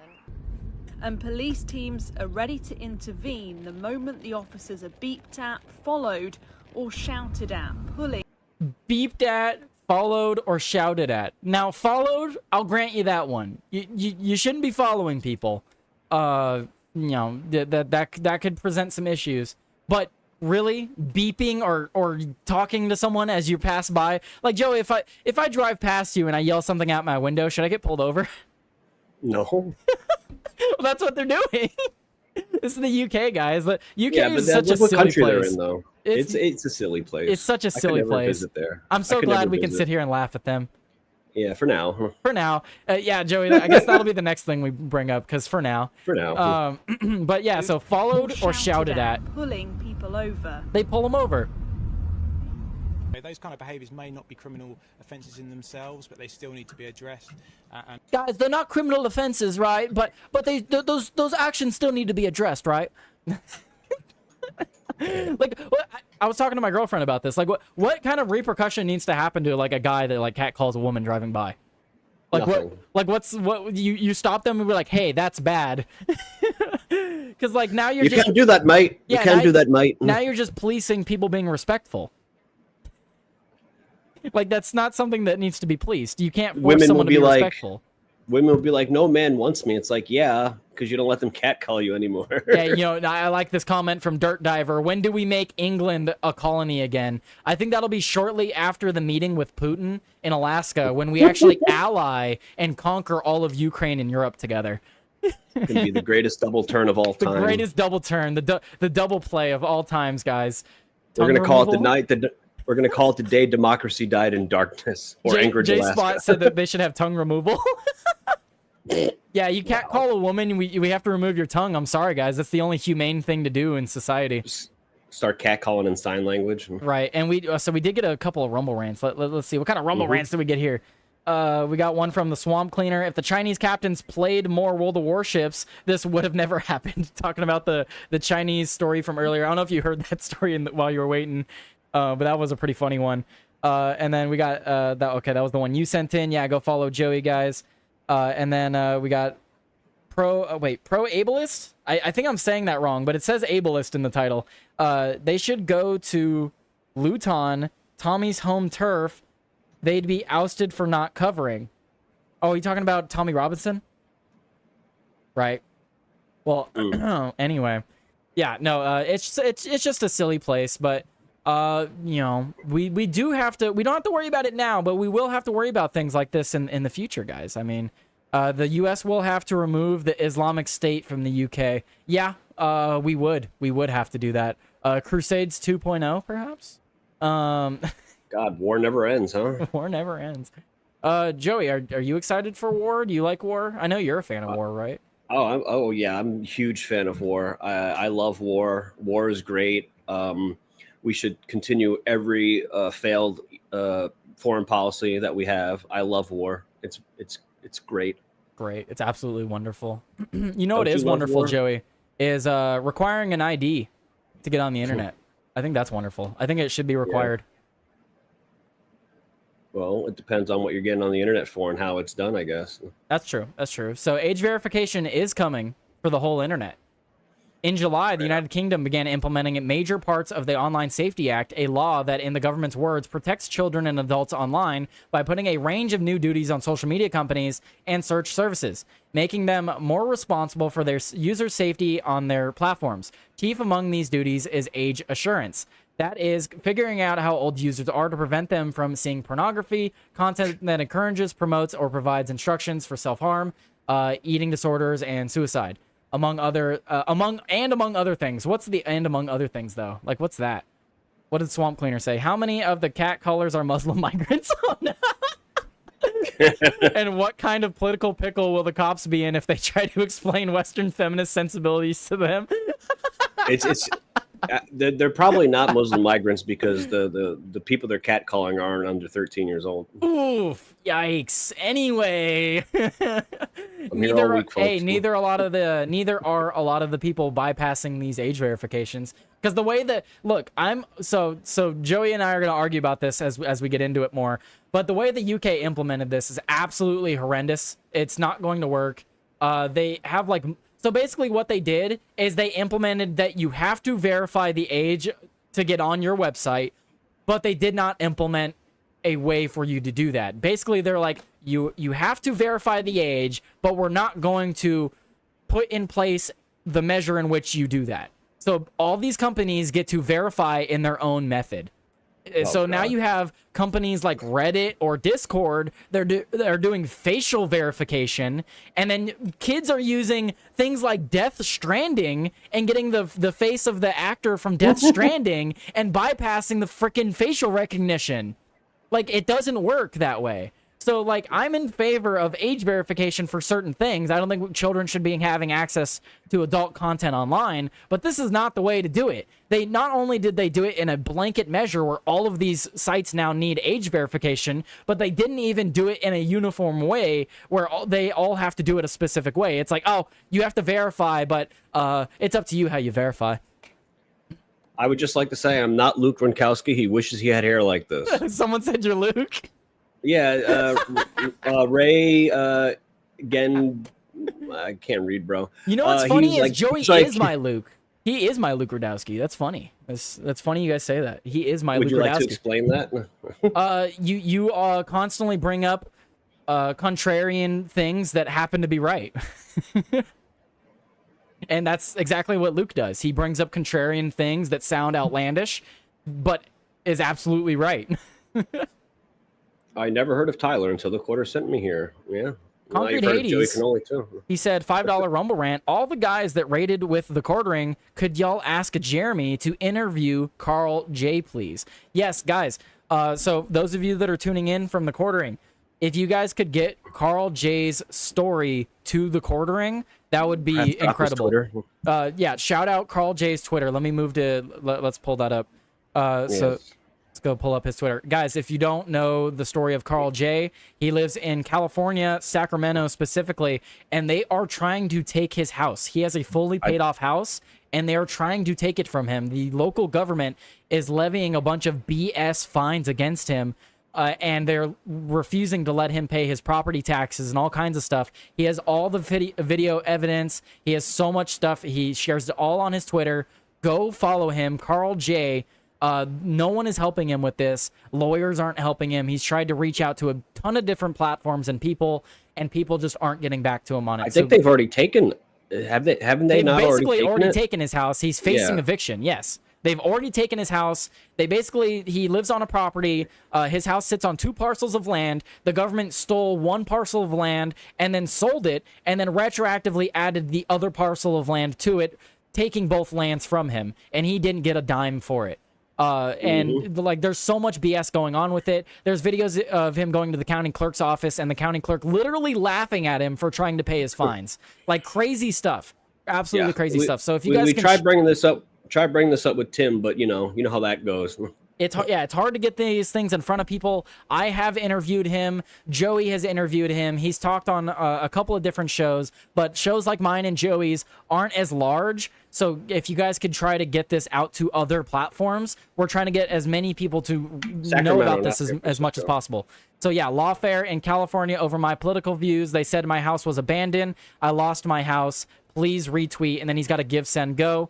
And he's fighting for eviction right now. Ever since July 2025, he's fighting for his fully paid off house. And Sacramento. It's in Sacramento. This is in Sacramento, California, Sacramento. But yeah, thank you, Concrete Hades, for reminding me about that. Yeah, thank you guys so much for all the Rumble rants and stuff. But if you guys could shout that out when you guys get a chance, it would mean a lot for Carl J and myself. I've been trying to get that. Why would anyone still live in California? Turf Dog, Tyler, why would anyone still live there? I live in California, and look, I get it. You know, California gets all kinds of hate for the politics and stuff like that, but Joey and I talk about it all the time. Joey brought up recently with the Zoran Mamdani thing going on in New York City. We cannot cede ground to these goddamn communists. You call it California, you're correct. But if I leave, it becomes one person less away from communism. You keep ceding ground. As long as I stay here, that's one person opposing communism.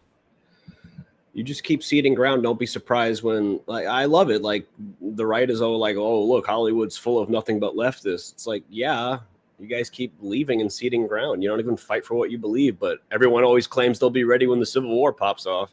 They can't even fight the culture war. Look, it's hard to live in California. It's expensive, but I don't want to leave California because there is so much natural beauty to the land that it is here, and I do not want to cede it to communists because communists are known for disrespecting the land that they're on. So if I cede the land to the communist, when I come back in 20, 30 years, who knows what'll be here? I mean, look at the fires that destroyed the redwoods not that long ago because of the mismanagement of this communist government. Just saying. Anyway, I want to jump back to this conversation Joey and I are going to have about the online safety stuff. Yeah, the way that they're implementing this is just absolutely terrible. So in practice, it's not going well. The system used by Reddit and Discord are being fooled by screenshots from the game Death Stranding.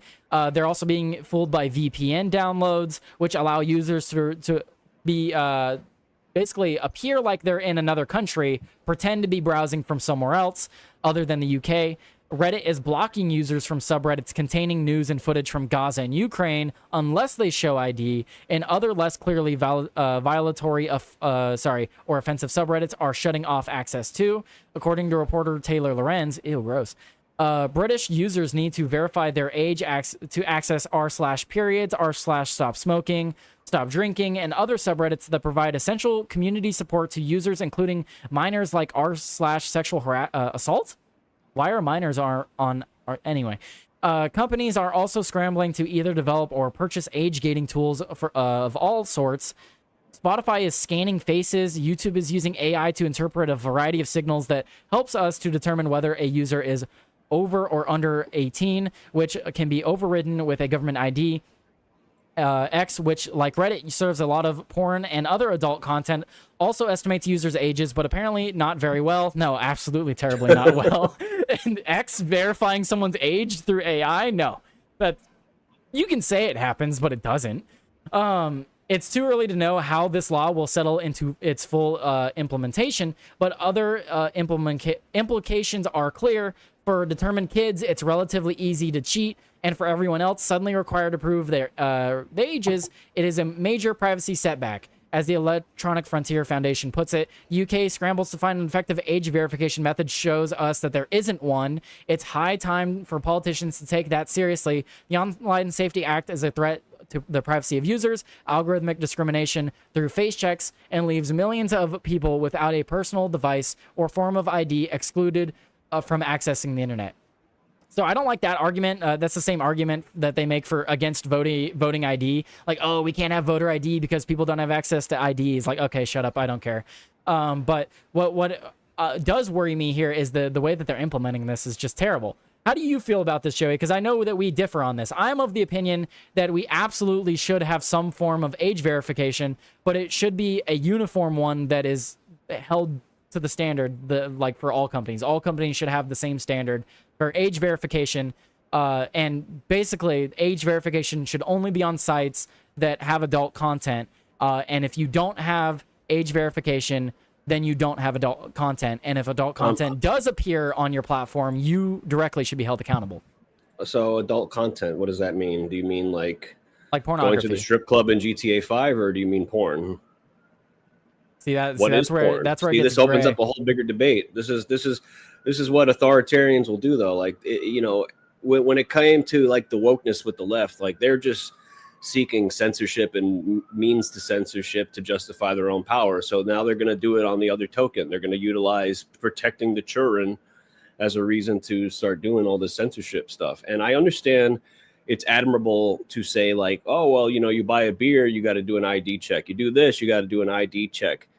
But like, if I have to do an ID check every time I go on the internet, that's crazy.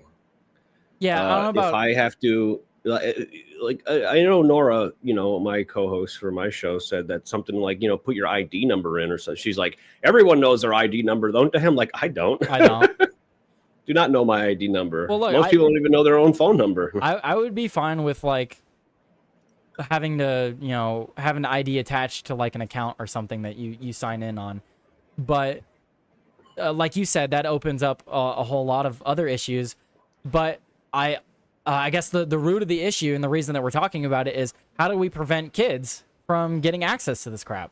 I don't know if there's a way to do it without, because being anonymous is important, especially when you get a government that really puts the thumb on you. So like anonymity, whatever the hell. Yeah. That was important. That was important back in the foundings of this country, when like Benjamin Franklin's using like a pen name. So it's important to have a ability to be anonymous. And like you think about freedom, and the problem with freedom sometimes is there's consequences that don't have answers. And I believe if we're going to try to be in a position to where they won't know where we are all the time, or they won't know who's doing what, even though they already have the ability to like kind of know, but now it's just like, now they really gonna know. So are we gonna let? I don't know, man. It's tough, because you could say like, we got to protect the kids. That's what they always do, though. That's always like the way in is protect the kids. We're gonna do this for the kids. We're gonna do this for the kids, and now we're gonna know who's have his dissent online. I don't know. And, I don't know if it's worth it, honestly. And a lot of people are saying parents, parents in the chat, they're pointing out that parents need a parent.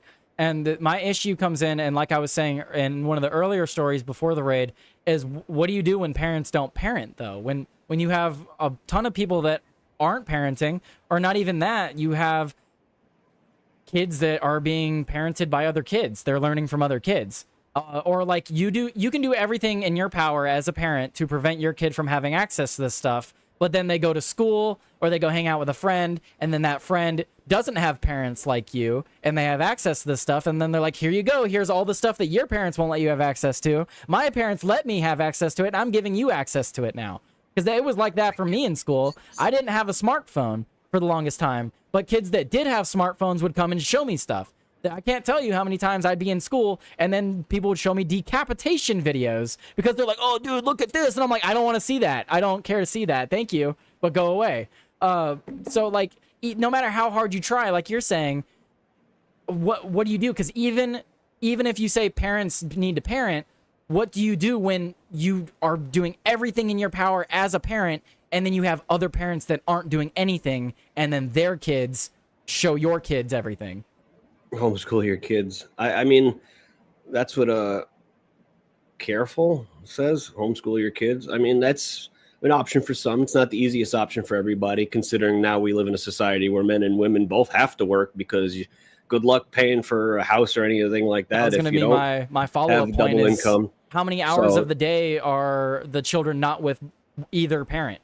The fact of the matter is that the rulers of this country over the last 80 years have done a brilliant job of putting us in positions to where whichever choice we take is not really going to help.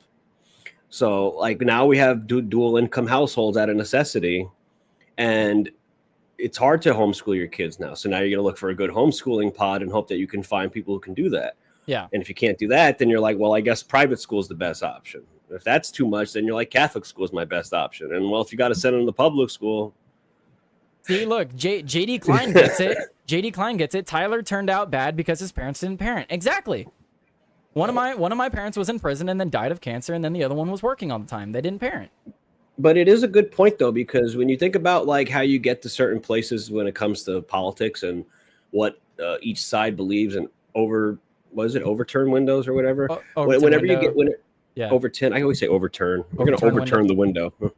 Yeah. When you get to these points, like you start to get to questions like this of when you say, what do we do when the parents aren't actually doing their jobs? And then that's when you start to, whether, you make these decisions, what do we do? Do we let them continue to not do a good job and then that affects our kids at school or in the workforce? Or do we put our big government pants on and try to correct their mistakes? Because sometimes these questions don't have solutions that are going to be working. It's going to be give and take. You raise one stat in a video game and then all of a sudden your stamina gets lowered.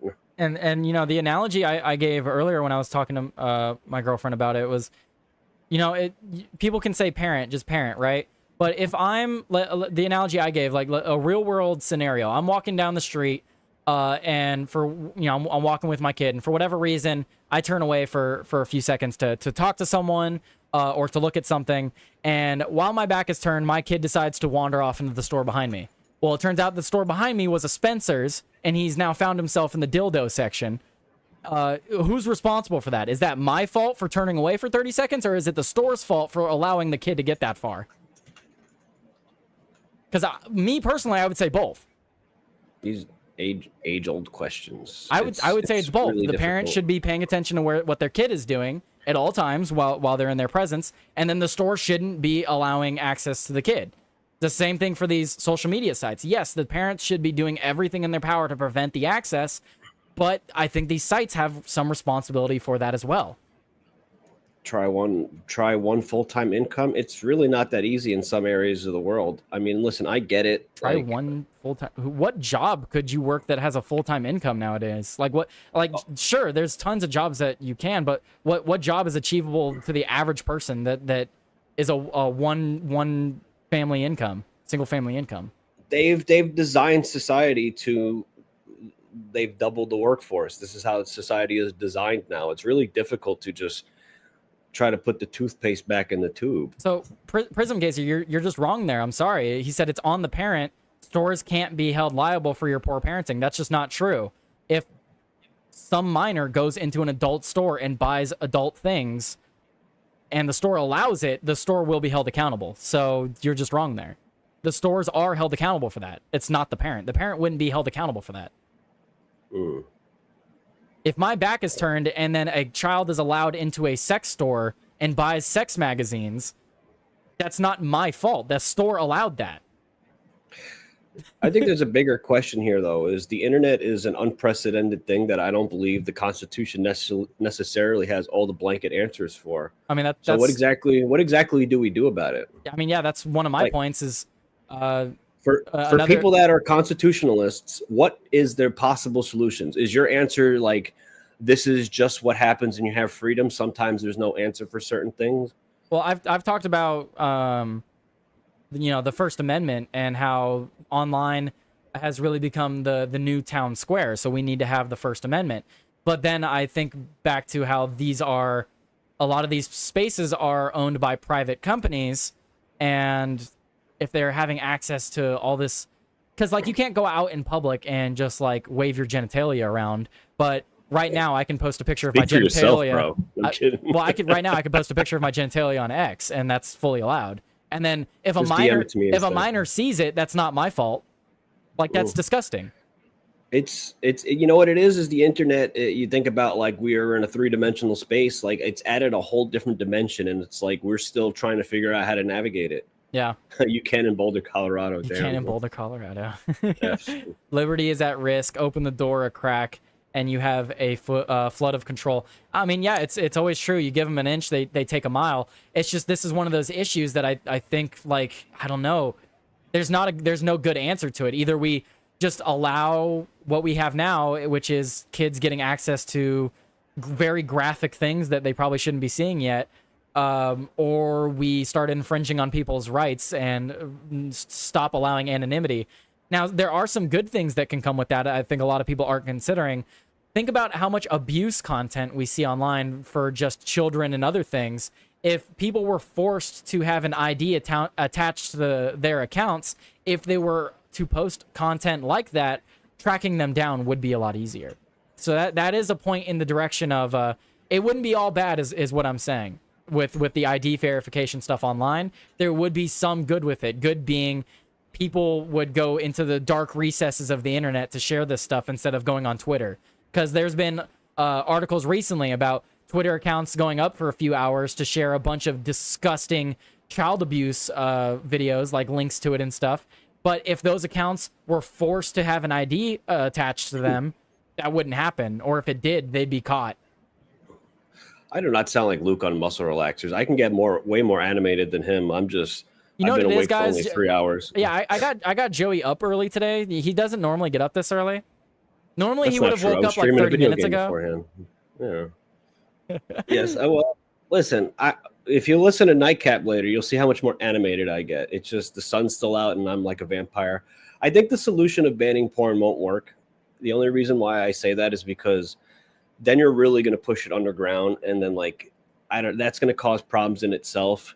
And there's also a part of me that is like, well, if we're going to live in a country where we say people have the autonomy to do what they want with themselves, I mean, I don't believe that it would be the government's place to say a woman can't make money off of her own body. So my solution is to open up brothels and then ban porn. So now you don't even need to watch porn. You want to? I mean, I'd be fine with legalizing brothels. I mean, they have them in Germany, and they're actually incredibly clean because they make sure everything's done the right way. So it would actually be a lot safer for a lot of these women that do want to do that.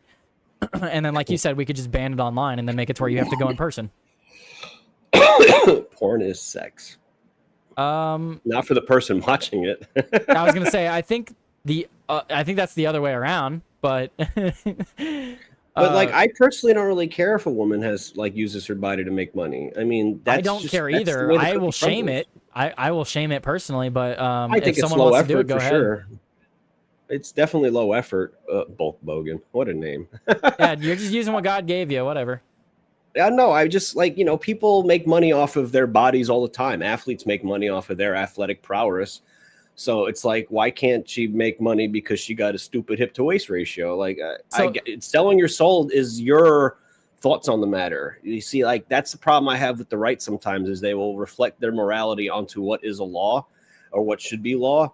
And like, if you're going to tell somebody the government doesn't have the right to tell me how I can make money, if two consenting adults are having sex in a business transaction, then I don't see how you can legally say that's wrong. Now, you have a bit more of an argument when it comes to porn, which is why I'm like, ban porn and then open up brothels. Let them just go straight to the source. I'm sharing a link in the... You're absolutely right, though, by the way, Joey. I'm sharing a link in the chat. You guys, go follow me on YouTube, or YouTube, as some refer to it as. I'm trying to hit 500 on YouTube. I'm at 375 on YouTube. So if you guys could go head over there and help me get those numbers up over there. I also stream to YouTube. Obviously, I do all the premium stuff and try to support Rumble more. I do my uncensored stuff on Rumble. But obviously, you got to have that presence on YouTube. At least in my opinion, you do. So guys, go support me over there on the YouTube.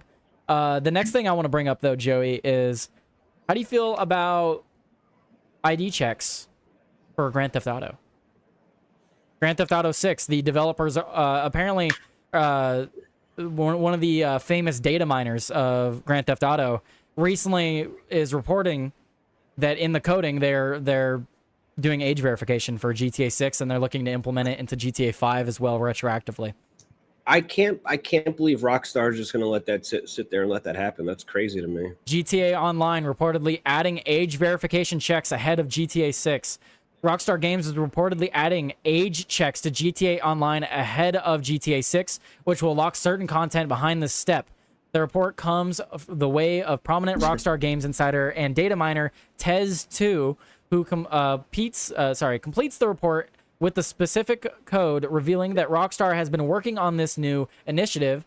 That said, while Rockstar Games has been clearly working on this behind the scenes, it has not communicated any of this via any official channel. Now that it's leaking through, though, it could very well change and change quickly. So yeah, now that this is getting leaked, now that they're seeing the backlash to it, it could change. It could be that it's not actually happening now. But it depends.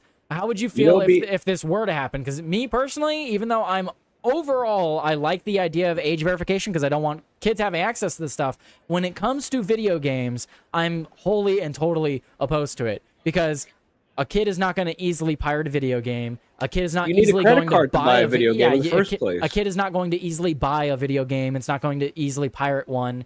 If a kid is getting access to a video game like GTA 6, that's directly because of their parent or a lack of. So could you imagine though? What if you're going into the strip club and like to enter the strip club, the game stops exactly and what like, I was show thinking. your ID. Dude, you're walking in. Okay, I've played Grand Theft Auto way too much. I know the map of Grand Theft Auto Online like the back of my hand. It's not really something I should brag about, but dude, I'm just picturing walking into Vanilla Unicorn and like your character goes to like hit the door, and right as soon as your character touches the door, a fucking prompt pops up and it's like, please verify your ID. And you're like, oh. It just puts black bars over their boobs. No, unless you show yeah, ID. the cutscenes, all the cutscenes in story mode, it'll just be black bars over everything, and they'll just bleep like major sentences. A doctor shows up. See, if they did something like that, where it was like, Trevor's scenes are just a black screen and bleeps. Yeah, it'll be like the Prophet Muhammad on that South Park episode, just a black box. They just put a bag over everything. Man. Yeah, what's up, T-Bone? I see you in the chat. What's up, Joe Bob? We need ID checks, no under 18. Well, maybe that's something you could talk about on Joey's show tomorrow. Yeah, that's right. That's right. Is he? What is he in YouTube? Got to take out all that violence too. Everyone is using paintball guns. Oh yeah. The minigun just becomes a paintball gun. I RPG a helicopter and explodes into rainbows. Like you gotta really. That's what happens. You gotta pad all this stuff for people. Yeah. Yeah, it's when okay, you give Joey. them an inch, they take a mile. No, I'm in favor of this. I'm in favor of this. You know why, Joey? Because we're on the brink of AI making our own video games. So I'll just have the AI make the video game I actually want. I'll be listening to rap on FM radio. If you want to turn the rap station on, show ID. Right, you gotta just turn on the ID. Automatically switches to Katy Perry every time. You I have a feeling though. I could be wrong. I just have this feeling that they're not going to pull through with this. I think they're going to see what I think this is being thrown out here on purpose to see the pulse of the people, and they're going to see that people don't want this shit. Yeah. Grunt headshot confetti. What grunt headshot confetti for what? Did we hit a milestone? What do you guys want the confetti for? They just want you to do it. But if I pull it up, it's just going to be a bunch of zoinks. Zoinks. Zoinks! It's starting. Hang on. Wait, guys, I'll give you the hang on, I'll give you the grunt birthday. I got you. Fortunately, I can't hear it. Let's see if it'll fortunately you can't hear it. No, because I'm not watching the stream. Oh, guys, there's way too. I just had like 100 new followers this stream, so I don't think you guys are gonna get the 150. You guys are not gonna get the grunt sound effect. What, Joey? 150, more like over 150. How much am I at? You're at the last time I refreshed, you were at 749. 740. I'm at 772. So that's Oh, there you go. So over 170. I'm retarded. I'm so retarded. Guys, we destroyed the goal again. Wait, that means I need confetti. That's what you guys wanted the confetti for. Now, while Tyler's fixing all this, let me give you guys a conspiracy theory of mine. I love conspiracies. Based off of all this stuff happening. Okay. I don't feel within the America First movement that there's any push towards all this over-the-top AI stuff unless it's for porn. I feel like these companies are going hard the other way to create a new dislike for the right unorganically. I don't think this is an organic movement that's happening on the right. I think a lot of people on the right are like they're basically slightly to the right liberals. So I don't believe this is actually something that anybody's really pushing for. I think the companies are doing it on purpose so they can quickly go back the other way. That's my theory. Go ahead, Luke. Shut up. Luke. Wait, I get way more animated than Luke. Okay, so It's we're gonna move on. We didn't argue as much as I thought we would. Well, no, I didn't think we were going to argue. See, that's you doubting our ability to be civil. Well, oh no, not about being civil. I thought we were gonna have more of a disagreement there. No, not really. I mean, if there's a way to do it without, Killing it but sense. there's not, unfortunately. Killing it sense. My number one fan finally shows up. He sent in a $1 Rumble rant. He said, He's been here. These are rookie numbers. Let's boost those numbers up. Don't forget to like the video or no one will like you. And we want to like you, so like the video. Absolutely. Can I pin that? Let's pin this. There we go. You don't understand my conspiracy. What is the thing that they're pushing? They're pushing so they can go back to wokeness. If you create a sense that, oh, look, see, now the right's starting to do censorship, then it swings the pendulum back the other way further. I think it's a complete red herring that I don't think there's any grassroots movement on the right to be this overbearing with like ID checks. I don't think it's there at all. So would you call stuff like this the woke right? I guess some form of the woke right. I don't even know if it's the woke right. I think it's just people who have always infiltrated the movement and are just waiting for the perfect time to strike.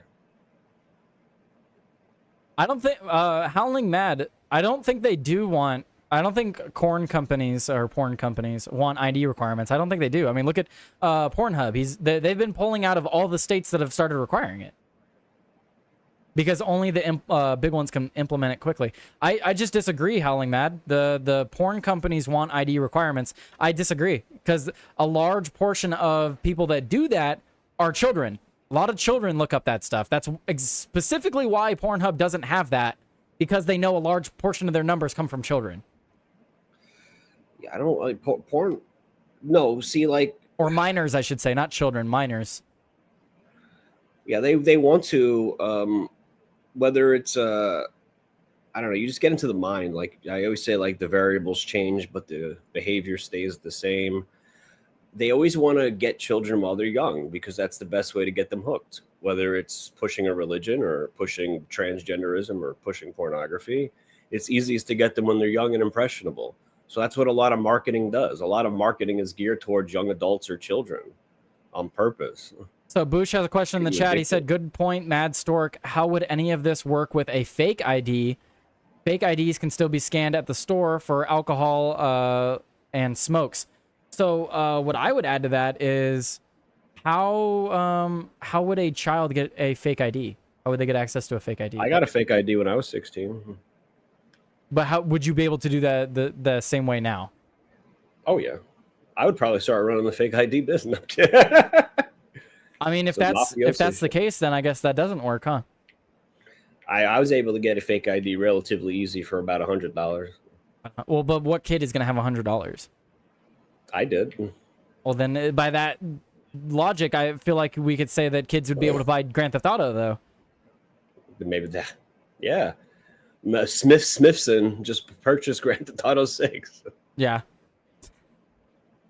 Well, that's when you create laws, I if anybody watched the Tim Pool or Culture War episode from last week, I was just like, laws are just lazy. Okay, you want to read the Rumble rant? $1 Rumble rant from Sick of Shitty Gov. He said, I'd rather have the Epstein docs released than ID checks for corn. This seems like a watch my right hand while my left hand steals your wallet kind of thing. F the government, down with the commies. I agree. Yeah, that's fair. Card printers are like $300. Damn, okay, that's not as expensive as I thought it'd be. Yeah, when I think about laws, though, I just think, the selective enforcement of the laws. Once you come up with like a very hard line law, you just create a black market for something. Actually, it always happens all the time. So careful. That is actually one of the arguments that it was already made in the article that we read. I did go over it briefly, but Careful said if they ID, then by that logic, the left, black people will be disadvantaged. Yeah, they actually said that in the article. They said that people that don't have access to IDs, it's the same argument they make for voter ID.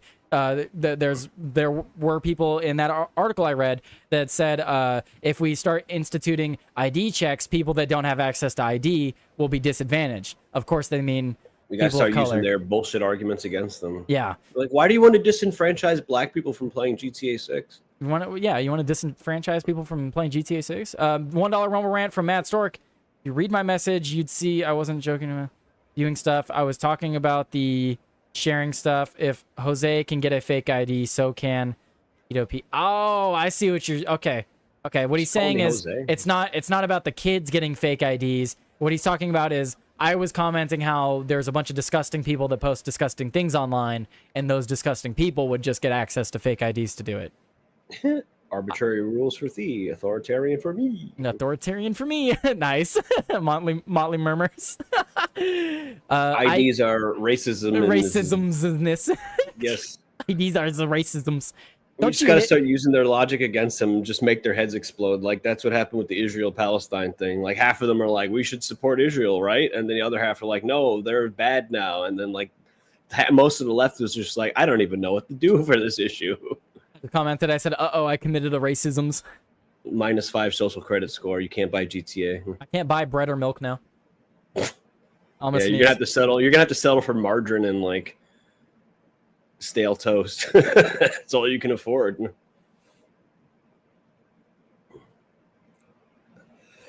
You're supposed to talk while I'm sneezing. I'm watching the stream, so I can see the comments. That's fair. I do have quite a few comments. The internet just stopped people from being crafty and hiding their lewd porn stuff. I bring this up all the time. What do I say is the longest reigning business of all time, Tyler? Porn industry. Ho business. Ho business. But I was telling my girlfriend earlier. Forever. I was telling my girlfriend earlier. I was like, how many technological advances have revolved around the ability to, get some poontang? A lot. The answer's a lot. What say on my other show, the Nightcap thing? I was like, men will do anything to get some coochie if they don't have the ability to get some. Yeah.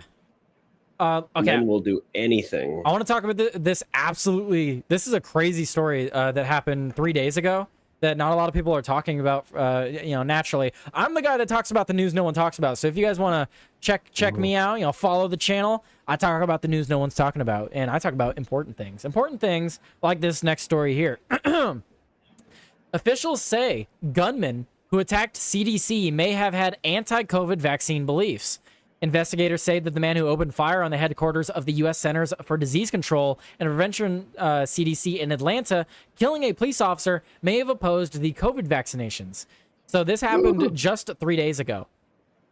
Officer David Rose, 33, who graduated from the police academy in March, died in the hospital after he was wounded. No civilians were injured.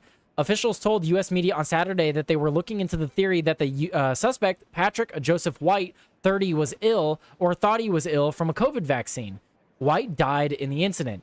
The CDC, which tracks outbreaks of illness in the U.S., played a central role during the COVID pandemic and has been heavily criticized by the vaccine skeptics. Officer Rose was a former Marine who had served in Afghanistan.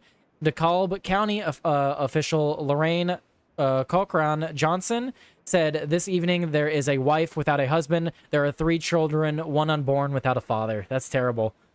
Media reports suggest that the gunman's father had called police on the day of the shooting, believing his son was suicidal. A neighbor of White told the Atlanta Journal-Constitution that the suspect had mentioned to her repeatedly that he distrusted COVID-19 vaccines.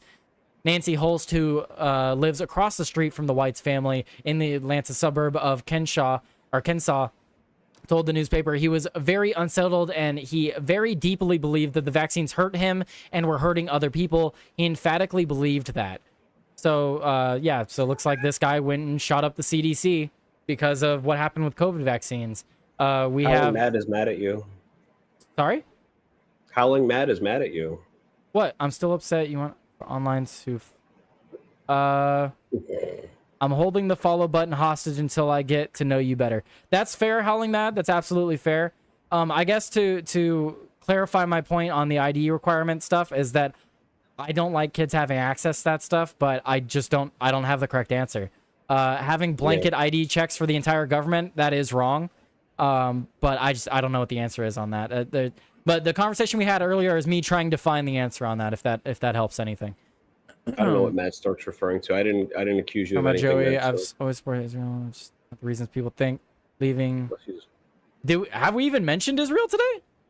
I just mentioned how liberals got all crossed up over the Israel-Palestine thing. Unless Matt Stork is like a liberal, and I'm unaware. But you know who doesn't have bad opinions about ID check? Me. So you can follow me at Joey. There you go. Follow. Yeah, if you don't want to follow me, Joey had nothing but the right opinion today. So go follow That's Joey. what they say right here. It's in So chat. they say. But anyway, continuation of the story. Joey's link. He's making a joke apparently, is what Matt Stork said. But so here we have CDC shooter's motive revealed. Documents show that he did have discontent with the COVID-19 vaccines. So it looks like the man who fired more than 180 shots with a long gun. Man, 180 shots and you only killed one guy? Look, I don't want to make fun of the shooting, but... He certainly hasn't been playing Call of Duty, huh? He certainly should have been hitting the range before this. I'm just saying. I'm just really glad that the majority of these shootings happen to come from people who fucking suck at shooting. I'm gonna be really sad when we finally see the day someone who knows how to shoot carries one of these things out. But at the headquarters of the U.S. Centers for Disease Control and Prevention broke into a locked safe to get his father's weapon and wanted to send a message against COVID-19 vaccines, authorities said on Tuesday. So it wasn't even his weapon. He broke into his father's safe. So, Shit KD ratio. That's a terrible KD. Anyway, documents found in a search of the home where Patrick Joseph White lived with his parents expressed the shooter's discontent with the COVID-19 vaccinations. So it looks like he had written about wanting to make the public aware of his discontent with the vaccines. This guy was 30. He does not look 30. He looks like 24. He looks like my age. Kind of looks like you. No, dude, how does he have 3 kids? Or he has a third. He had a third kid on the way. I guess he's deceased now. Sub 75 IQ, perhaps. Definitely low IQ. I mean, look at that. He's like, look at that neck beard. I mean, so instant negative IQ right there. Anyway, White also recently verbalized thoughts of suicide, which led to law enforcement being contacted several weeks before the shooting. So he died at the scene Friday of a self-inflicted gunshot wound after killing a police officer. When asked about threats based on misinformation regarding the CDC and its vaccine work, FBI Special Agent Paul Brown said Tuesday, "We've not seen an uptick, although any rhetoric that suggests or leads to violence is something we take very seriously. Although we are tracking it, we are sensitive to it, we have not seen that uptick." The suspect's family was fully cooperating with the investigation. Authorities said at the Tuesday news briefing, White had no known criminal history. So he didn't have his own firearm. He stole one from his dad. He didn't have criminal history. What I want to know is, does it say anywhere in this article how he was injured by the vaccine? Because he's claiming that he carried this out because he was injured by the vaccine. So what maybe his aim was injured. Perhaps he was paralyzed. His aim was injured. Yeah. No, his aim was off for sure. Yeah, somebody said that in the chat earlier. I don't remember who because it moves too quick. So I feel like they will use this shooting to crack down on COVID misinformation, freedom of expression. I see where you're going with that, Howling, but I don't know. A lot of the stuff with RFK, CDC, HHS, a lot of that stuff isn't being talked about. I have multiple streams and videos recently talking about the organ harvesting stuff that was going down, that ingredient that was basically mercury. There was mercury that they just removed from vaccines. Stuff they're doing with food stamps. Like, there's a lot of news going on with RFK, the HHS, and CDC related stuff that they're not covering. So I see where you're going with that, but I don't know. There are a lot of people just aren't talking about health related news recently. What were you going to say, Joey? You were whispering something? I was going to say there's a lot of stuff in the vaccines, Tyler, and we have to really try to get them out. You keep talking. I'm going to grab a drink. Well, you see, mercury inside of our vaccine is...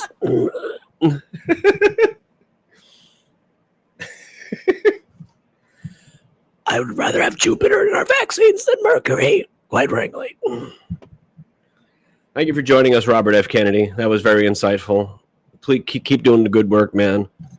As Tyler gets no, it's thimerosal. I get what you were saying. So it was locked up. F that should have been secured argument. so it was locked up. Yeah, it should have been secured. Yeah, I don't think it matters. I mean, even if he didn't use a firearm, he probably would have resorted to using a vehicle or something. So I never liked the argument that like, oh, he might have had a better KD ratio with a vehicle, quite frankly. I'm not going to name the chemicals on stream, but I know 2 chemicals you can mix together that you can sprinkle around areas, and if people touch it, they will die. So if you really wanted to cause harm to people, mass shootings are not the way. It's just stupid people do it because they think it's easy.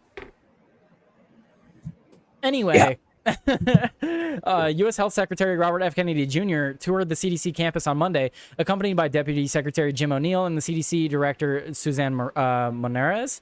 According to health agency statement, no one should face violence while working to protect the health of others. Kennedy said in a statement Saturday, it is said top federal health officials are actively supporting CDC staff. Kennedy also visited the DeKalb County Police Department and later met privately with the slain officer's wife. Dude, Kennedy is just like the biggest win of this administration. Like, I love everything Kennedy's doing. Mm-hmm. Like everything I've seen the RFK do, like it's just been great.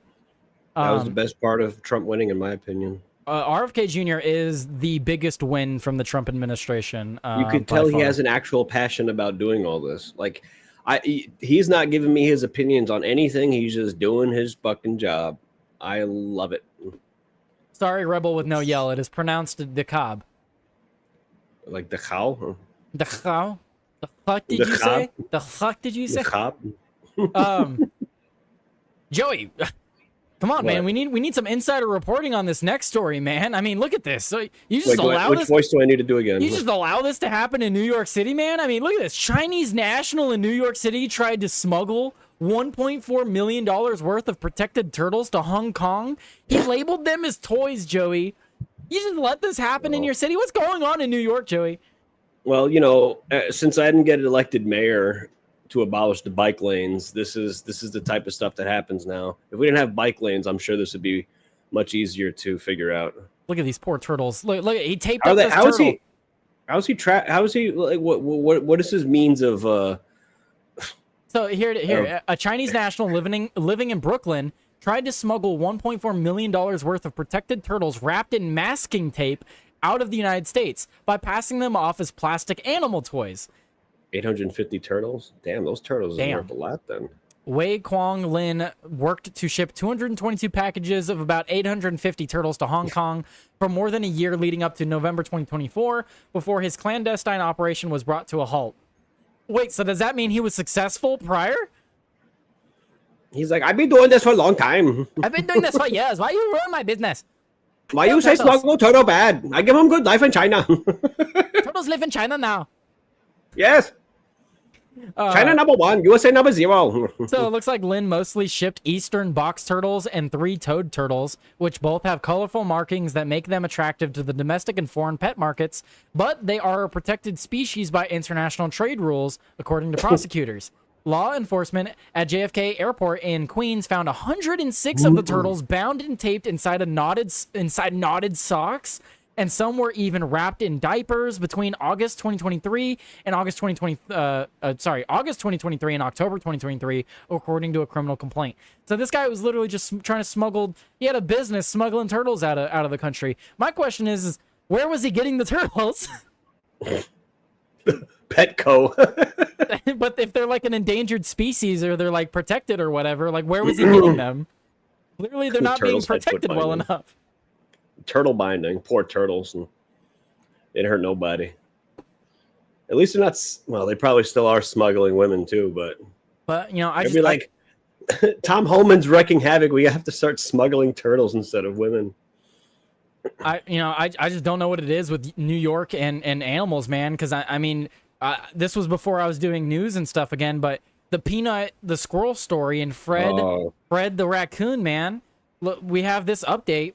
Now, if you guys don't know about Peanut the squirrel and Fred the raccoon, these are stories you absolutely should know about. For some background, it is illegal to own a raccoon or a squirrel as a pet in most states, but he did own them as pets. He had them for many years. Peanut specifically was the more popular of the two. Peanut the squirrel was an internet celebrity, in fact, much larger than Joey, me, or any of the other people I'm friends with online combined. Massive, major internet celebrity.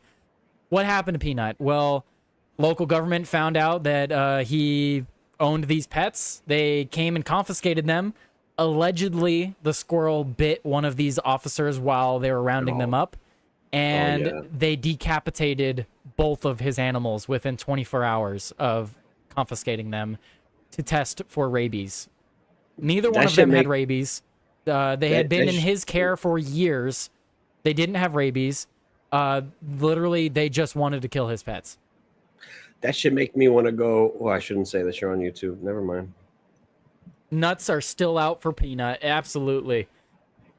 Put your nuts out for Peanut, man. So this is the update, though. This is just from a couple days ago. So that's the background on the story for those of you that didn't know. And Neurodivergent one in the chat says the bite didn't even go through the glove, even though allegedly it did.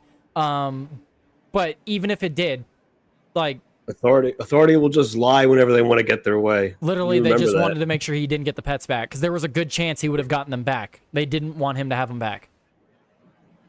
You see how government just justifies themselves no matter what, no matter how silly, no matter how superfluous? Nothing will stop them from justifying the power that they have. So this is the update, though. So New York could owe Peanut the squirrel's owners as much as $10 million for the execution of the world's most famous pet, which he does actually hold that title. Peanut the squirrel is the world's most famous pet. What pet is more well-known in the modern era than Peanut? I don't know. Tiger King's... Probably the dog from that story in Japan that everyone talks about, where the really loyal dog. That's probably the only other story that'd be more well known than Peanut at this point. And Fred to a lesser extent. Fred isn't as popular, but they killed him too. They killed Fred. So this comes after the brutal seizure and execution of the world's most famous squirrel. It now threatens to cost the state of New York a staggering 8-figure settlement. Mark Longo and Daniel Bittner, the grieving owners of Peanut and his raccoon sidekick Fred, are seeking $10 million in damages for the death of their pets at the hands of investigators.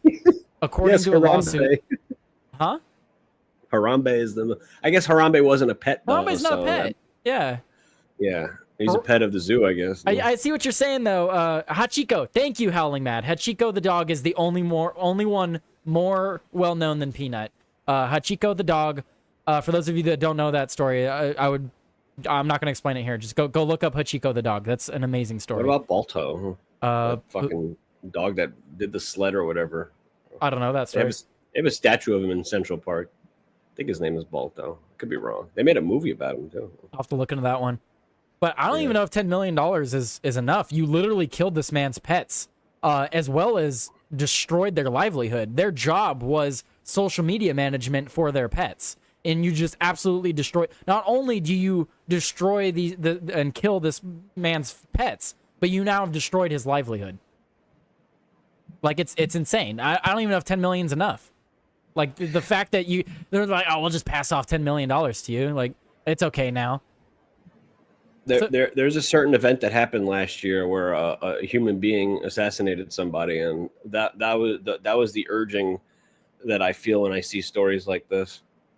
Yeah, like there's reasons that you have movies like what is it, John Wick, where they kill his dog. Mm-hmm. Yeah, or Taken, shit like that. Yeah, you never mess with a man's pet. You never mess with not even just a man. You never mess with a person's pet. Pets are incredibly important to people. They're second only to children. Children are the only things that outweigh a pet, except for some people. Some people put their pets first, but that's besides the point. They're within the same realm. You don't mess with people's pets, man. A swarm of cops and agents from the State Environmental Conservation and Health Department descended on the couple's estate, Pine City Animal Sanctuary, on October 30th, where the animals were living inside Longo and Bittner's home. And then here's some pictures of the couple. Here's the guy holding Peanut the squirrel. Very clean and well-groomed squirrel. It's the most well-groomed squirrel I've ever seen. Some say the most well-groomed squirrel ever. I wouldn't say that, but some would say that. So it is illegal to keep squirrels and raccoons as pets in New York, where they're considered wild animals. But the DEC officials claimed that Peanut had bitten an agent through thick leather gloves during the raid, which required both animals to be decapitated and tested for rabies.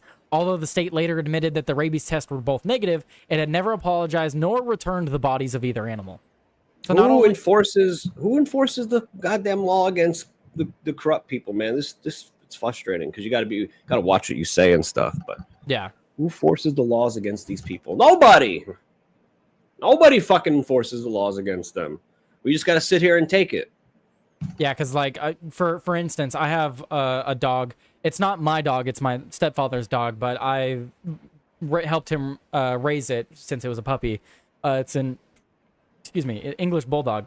But I'm just imagining something like that happening to him. And yeah, John Wick. That's a John Wick moment. Like you don't do that. But so here's Peanut the squirrel. After they'd already captured him, look how menacing he is. Absolutely needed to decapitate such a well-groomed squirrel. Like it's ridiculous. No signs of rabies at all. He's been kept as a pet for years. Like it's ridiculous. Or maybe not years, but however long, for a very long time. It's ridiculous. Lawsuits filed in the state court of claims, like the one this week, require specific damages be listed. The couple has suffered emotional trauma and financial losses since losing their star squirrel, who had become an internet celebrity, appearing in social media posts, OnlyFans content, cameos, and other monetized media, according to both suits filed by their lawyer, Nora Constance Morano. What kind of OnlyFans content are we talking about? Because the immediate image that I got, Joey, is like a camera on a desk with the squirrel sitting there eating something, and then faded in the foreground, like not in focus, is two people going at it. Well, based off how his girl looked, I wouldn't be shocked if they were. You know, I think maybe the OnlyFans thing was a way to get like the conservatives that were standing up for the squirrels to like squirrel porn. OnlyFans, he puts the nut in Peanut. Damn.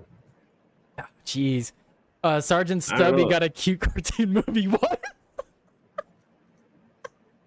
Guido $1 Rumble Rant. Rumble Rant for Togo, the real hero.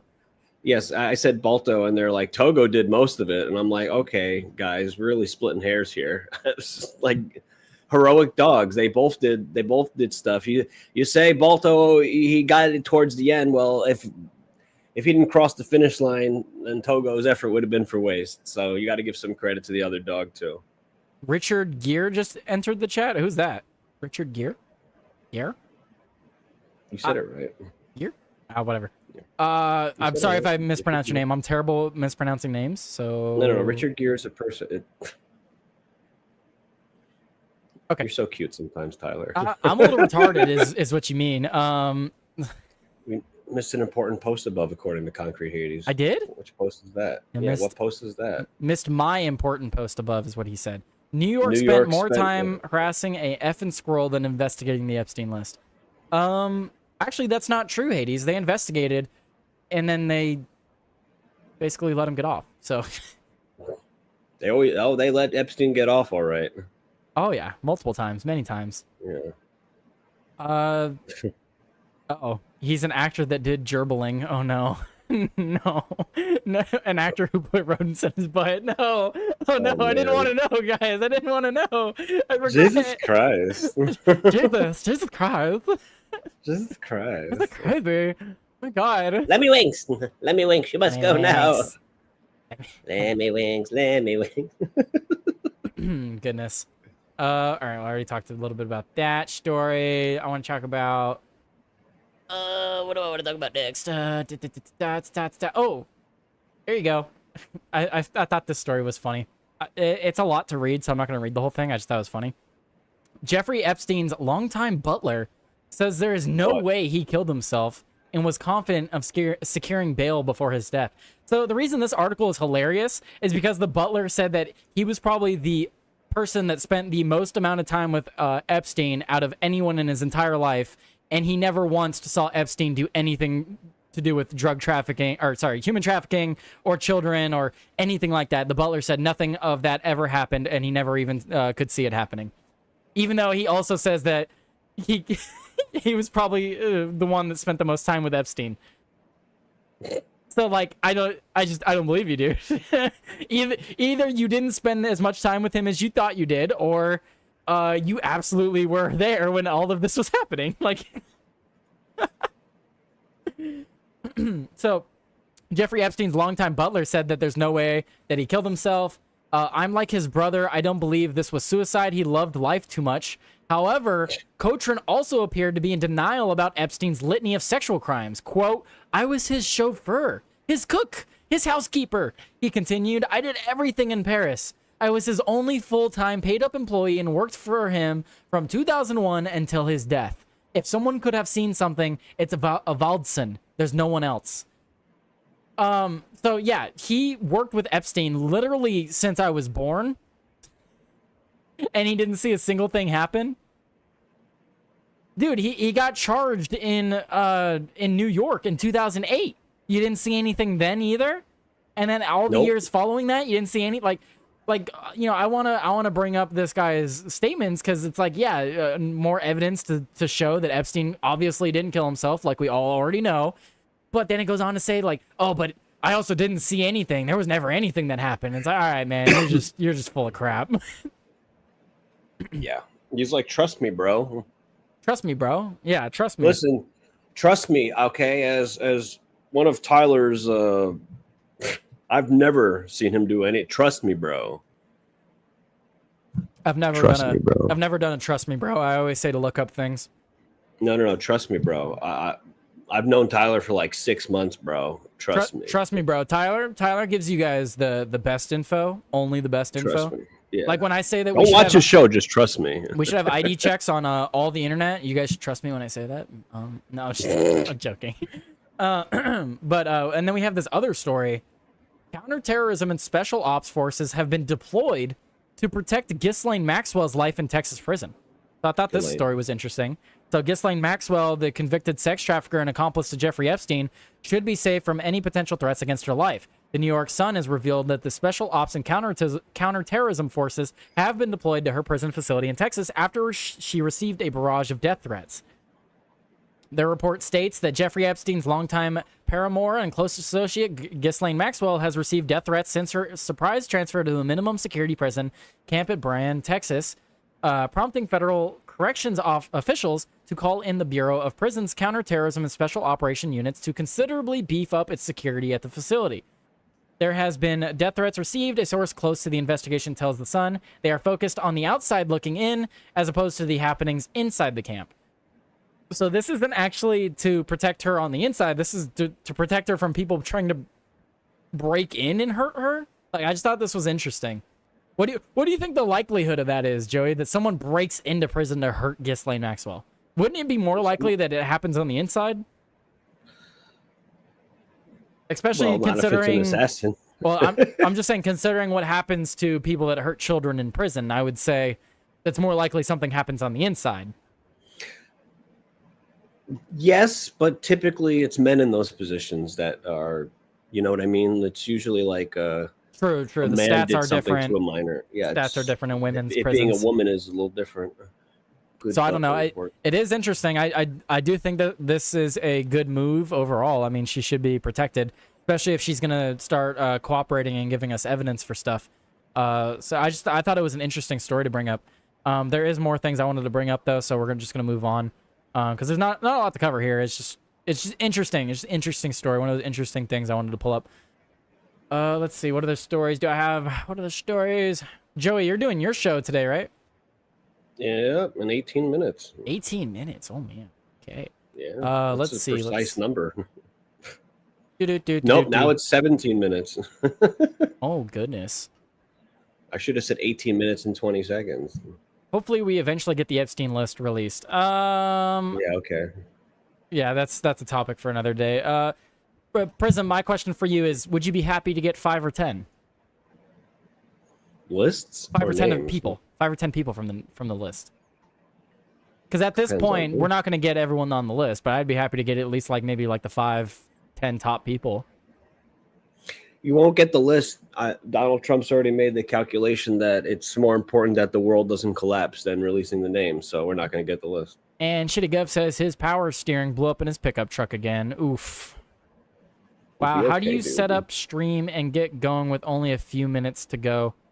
I have everything ready to go.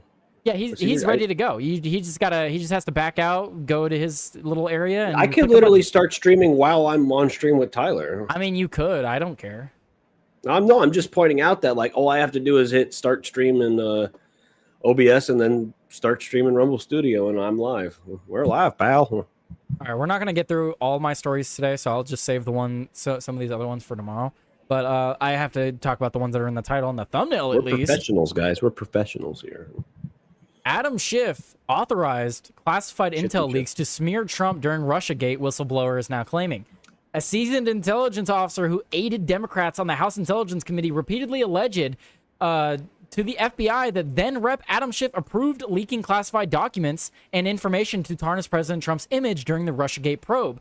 Shocking, newly released documents reveal. Now Senator, the Democrat from California, Adam Schiff, he was the top Democrat on the House Intelligence Committee. He openly discussed plans to reveal sensitive information about the Trump-Russia collusion probe starting soon after the 45th president's inauguration in 2017.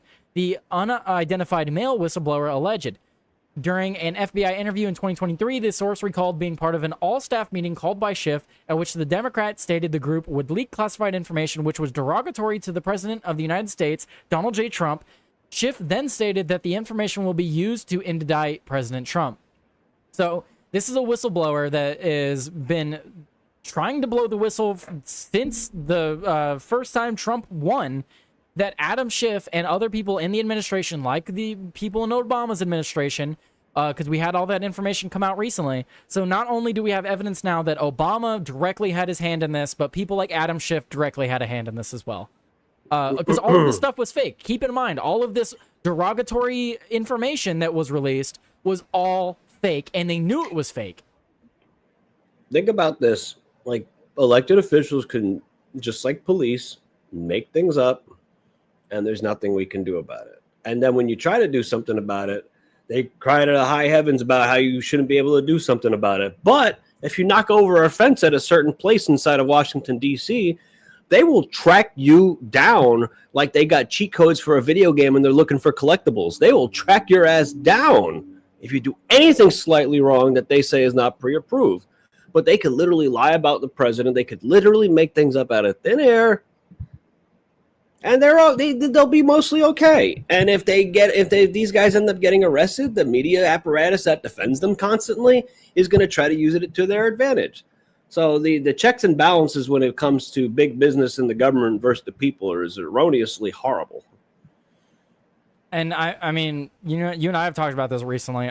I don't think they're going to get Obama, but people like Schiff, at least we need to get people like Adam Schiff on this. If no one faces repercussions from this, then like all hope is lost. Because the next time they get power, they'll be like, hey, look what happened when they regained power. They did absolutely nothing to us. Let's go even further. You can't, even if you could get Obama, I don't think it is the best. I brought this up to you before. I don't think it's the best idea to do on paper, because the media is going to have a field day with that. Be like, oh, look, they arrested the first black president. See, they I are do racist. agree, because I brought that up as well. And remember, Tim shot down my point entirely. I brought up to Tim on a phone on one of my call-ins. I asked what the repercussions could be if we did see Obama arrested. And essentially the answer I got was, no one cares about Obama. That's just not true. That's just so wrong. It's just so wrong. Obama was one of the most popular presidents. He was the most popular president in my lifetime. That's just not having your finger on the pulse. Like, I'm not even trying to like say anything, but like that's just not true. It's totally like I get wrong. it. Tim, people like Joey, people like me, we're in politics. We're involved in politics. We're in the looking at zeitgeist. Yeah, we're looking at all this stuff every day. So when we hear Obama, we're like, oh, the guy that had a lot more to do than a tan suit. There was a lot more there than a tan suit. But you ask the average person that's not paying attention to politics, like, I don't know, 70, 80, 90% of the country doesn't pay attention to politics. All they know is that Obama was the first black president and he didn't have any controversies. Like, yeah. that's what people remember Obama. He was a great president. That's all they remember. Yeah, I mean, it's like Reagan. Reagan was terrible, but a lot of Republicans will tout Reagan as one of the best presidents ever. But if you actually look back at his record, it's like, no, he was actually terrible. Yes, it's Joey from Timcast IRL Collins. Joey Cannoli. There's only one. I Oh, have a look at Rumble that. channel too, by the Schmurcane way. knows you from Timcast IRL Collins, but I'm not Yeah. getting recognized from Timcast IRL Collins? Guys, I argued with Tim. Come on, Dude, that's bro. where that's like the reason why you got rated. it You argue actually? with Tim. I mean, isn't that what they said? That like There was a few of them commenting. I saw, yeah. Hey, since the chat's not going like insane crazy anymore, how did Jeremy find me today, guys? I'm curious. How did Jeremy find me? Or like what? Like, look at this homosexual streaming. Because I have been raided by Jeremy before, and I was under the understanding that he only raids you once. Yeah, So that's what we were told by top men. But top sources, top sources. No, Jeremy was it was random. Biden is the most popular president of my lifetime. Oh yeah, you're right. He did get the most votes. You're right. My bad. JD Klein's on it. That's true. He did get the most votes. He's the most popular president. We must set a precedence to deter criminal activity at the very least. Anything should be done to send a message. Absolutely. He picked me randomly. Awesome. Jeremy just looked you up and saw that you had like 16 viewers. Seemed random. No Viva to raid to today. Oh, so I just got lucky. Viva Fry was not on, so he looked for someone else to raid. Hell yeah, guys. Yeah. Raided a few other people more than once. So I guess I'm just special. I'm extra special. I mean, I already knew I was special needs. I used to be in all those classes, but I guess I'm just extra special. Yeah. Look for someone with no viewers. I should have just kept streaming my video game. Should have just kept. Well, maybe he's looking for people talking news though. Maybe that's what it is. I was playing video games last time, and he's like, "Oh, he's talking news today." Maybe. Maybe that's what it was. All right. Yeah. I told Tyler I'd be on his show though, so I'm a man of my word. Okay. The last thing I'm going to talk about is Putin going to visit Ukraine. Or not, sorry. Putin going to visit Alaska and meet Trump. If you have any comments on that before you go and get ready for your show. I mean, my co-host lives in Alaska, so I'm sure she'll have some thoughts on it. Well, do you have any thoughts on it? Like, do you think anything's going to come of it? Because I personally think that the talks will be good, but I don't know, because I have other stories like, Ukraine ramps up drone attacks on Russia ahead of the Alaskan summit. But when you read in here, it says that they're just striking each other, every night. They're just striking each other while the peace talks are supposed to be ongoing. So it's like they're talking to each other about peace, but then nighttime comes around and they're bombing each other. So I don't know. Damn, lowest viewers. So it's like a backhanded compliment as to why he rated you. I did have the lowest viewers. Yeah. He just wants to raid folks who read chat and have a fun reaction. Well, I hope my reaction was good, because I'm definitely going to make a clip out of it. I'd give 50-50. Mega Cobalt? Cobalt? I'm assuming that was supposed to be Cobalt, but you don't have an L. Cobalt. Maybe it's just a Cobat. It was awesome. Awesome? You forgot the E. Awesome. Awesome. Sounds like a Chinese name. Awesome. Anyway, but yeah, not much to add on this. Joey, just go ahead and start your show. There's not a whole lot to add on this. We're basically just waiting for an update on this. But Joey, shout your stuff out and whatever you got to say. Final thoughts. Yeah, you can follow me on Joey Cannoli. Just Joey Cannoli now. It used to be Outworld Live, but now Joey Cannoli. Might as well change it now than later. But I think them meeting face to face will clear up a lot of things. So Tyler's usually good at retaining viewers, guys. He's a very interesting human being. But them meeting face to face will probably hopefully clear up some misunderstandings. And what did Trump say? That there's going to have to be some land exchanging. So like I hope that we're finally coming down to the bottom of this. And yeah, I'm going to go, I guess, start early. You retain my ADHD. That's because I myself have ADHD, Swampy. So you are among friends. He knows how to relate to people who don't know how to pay attention. Exactly. That's why I stumble on my words, because I'll be reading something and then my brain starts going off in the other direction. So I start thinking about other things while I'm talking. Don't ask me how it works. It just works, okay? So then I start jumbling my words and then I don't want to know. Anyway, ADHD is fun. It's a fun thing. But yes, Joey, go start your show. And yes, I'm going to raid to Joey. I will raid his show now, DeWeasel. I will be doing that. Tyler, goodbye, it's special. everybody. Special. I am special. Especially gay. I mean, anyway. Anyway, get out of here, Joey. I'm gonna hang up on Joey. Get out of here. Oh no, I didn't hang up on him. Oh, close enough. Anyway, but yeah, I'll give you guys an update on this when we get updates. And then there are other stories that I want to talk about as well that we'll be talking about. Tune in tomorrow. We'll be talking about a man that survived a death-defying cling to a 130-mile-per-hour train. That was a crazy story. We'll also be talking about California having retaliation on Texas.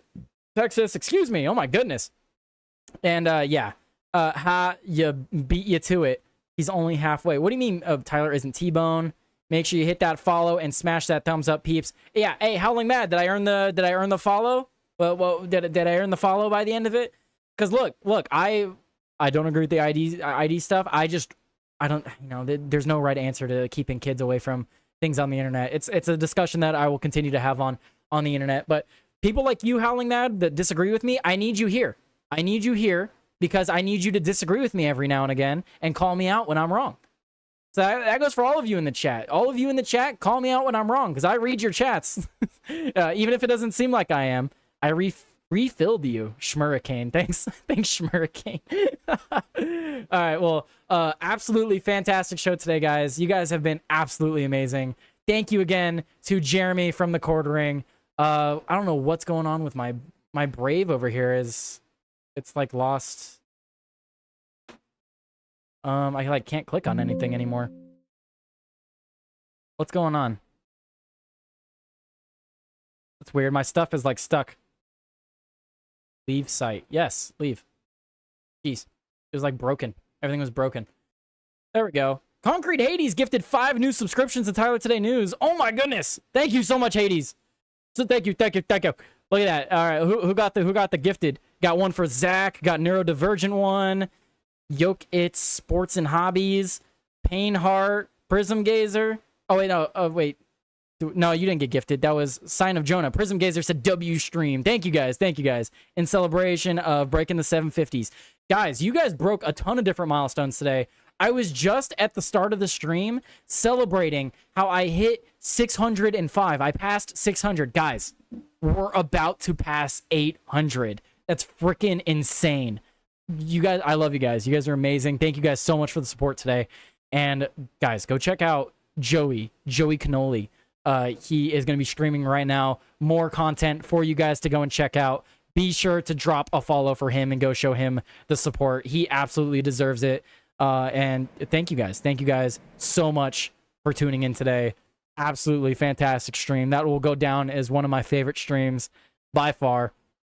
And thank you to everybody. Nero really needed it. Woohoo. And yeah, again, guys, go subscribe on YouTube. Same name. Go follow me on X at Tyler Rittenhour or Tyler Today News. Either one. Go follow me on X. Go subscribe on YouTube and follow me here on Rumble if you haven't already. Thank you guys so much for all the Rumble rants, the follows, the likes, the gifted subs. You guys are amazing. Love you guys and peace out. Let's send you over to Joey now. Peace out, guys. That was awesome. Later.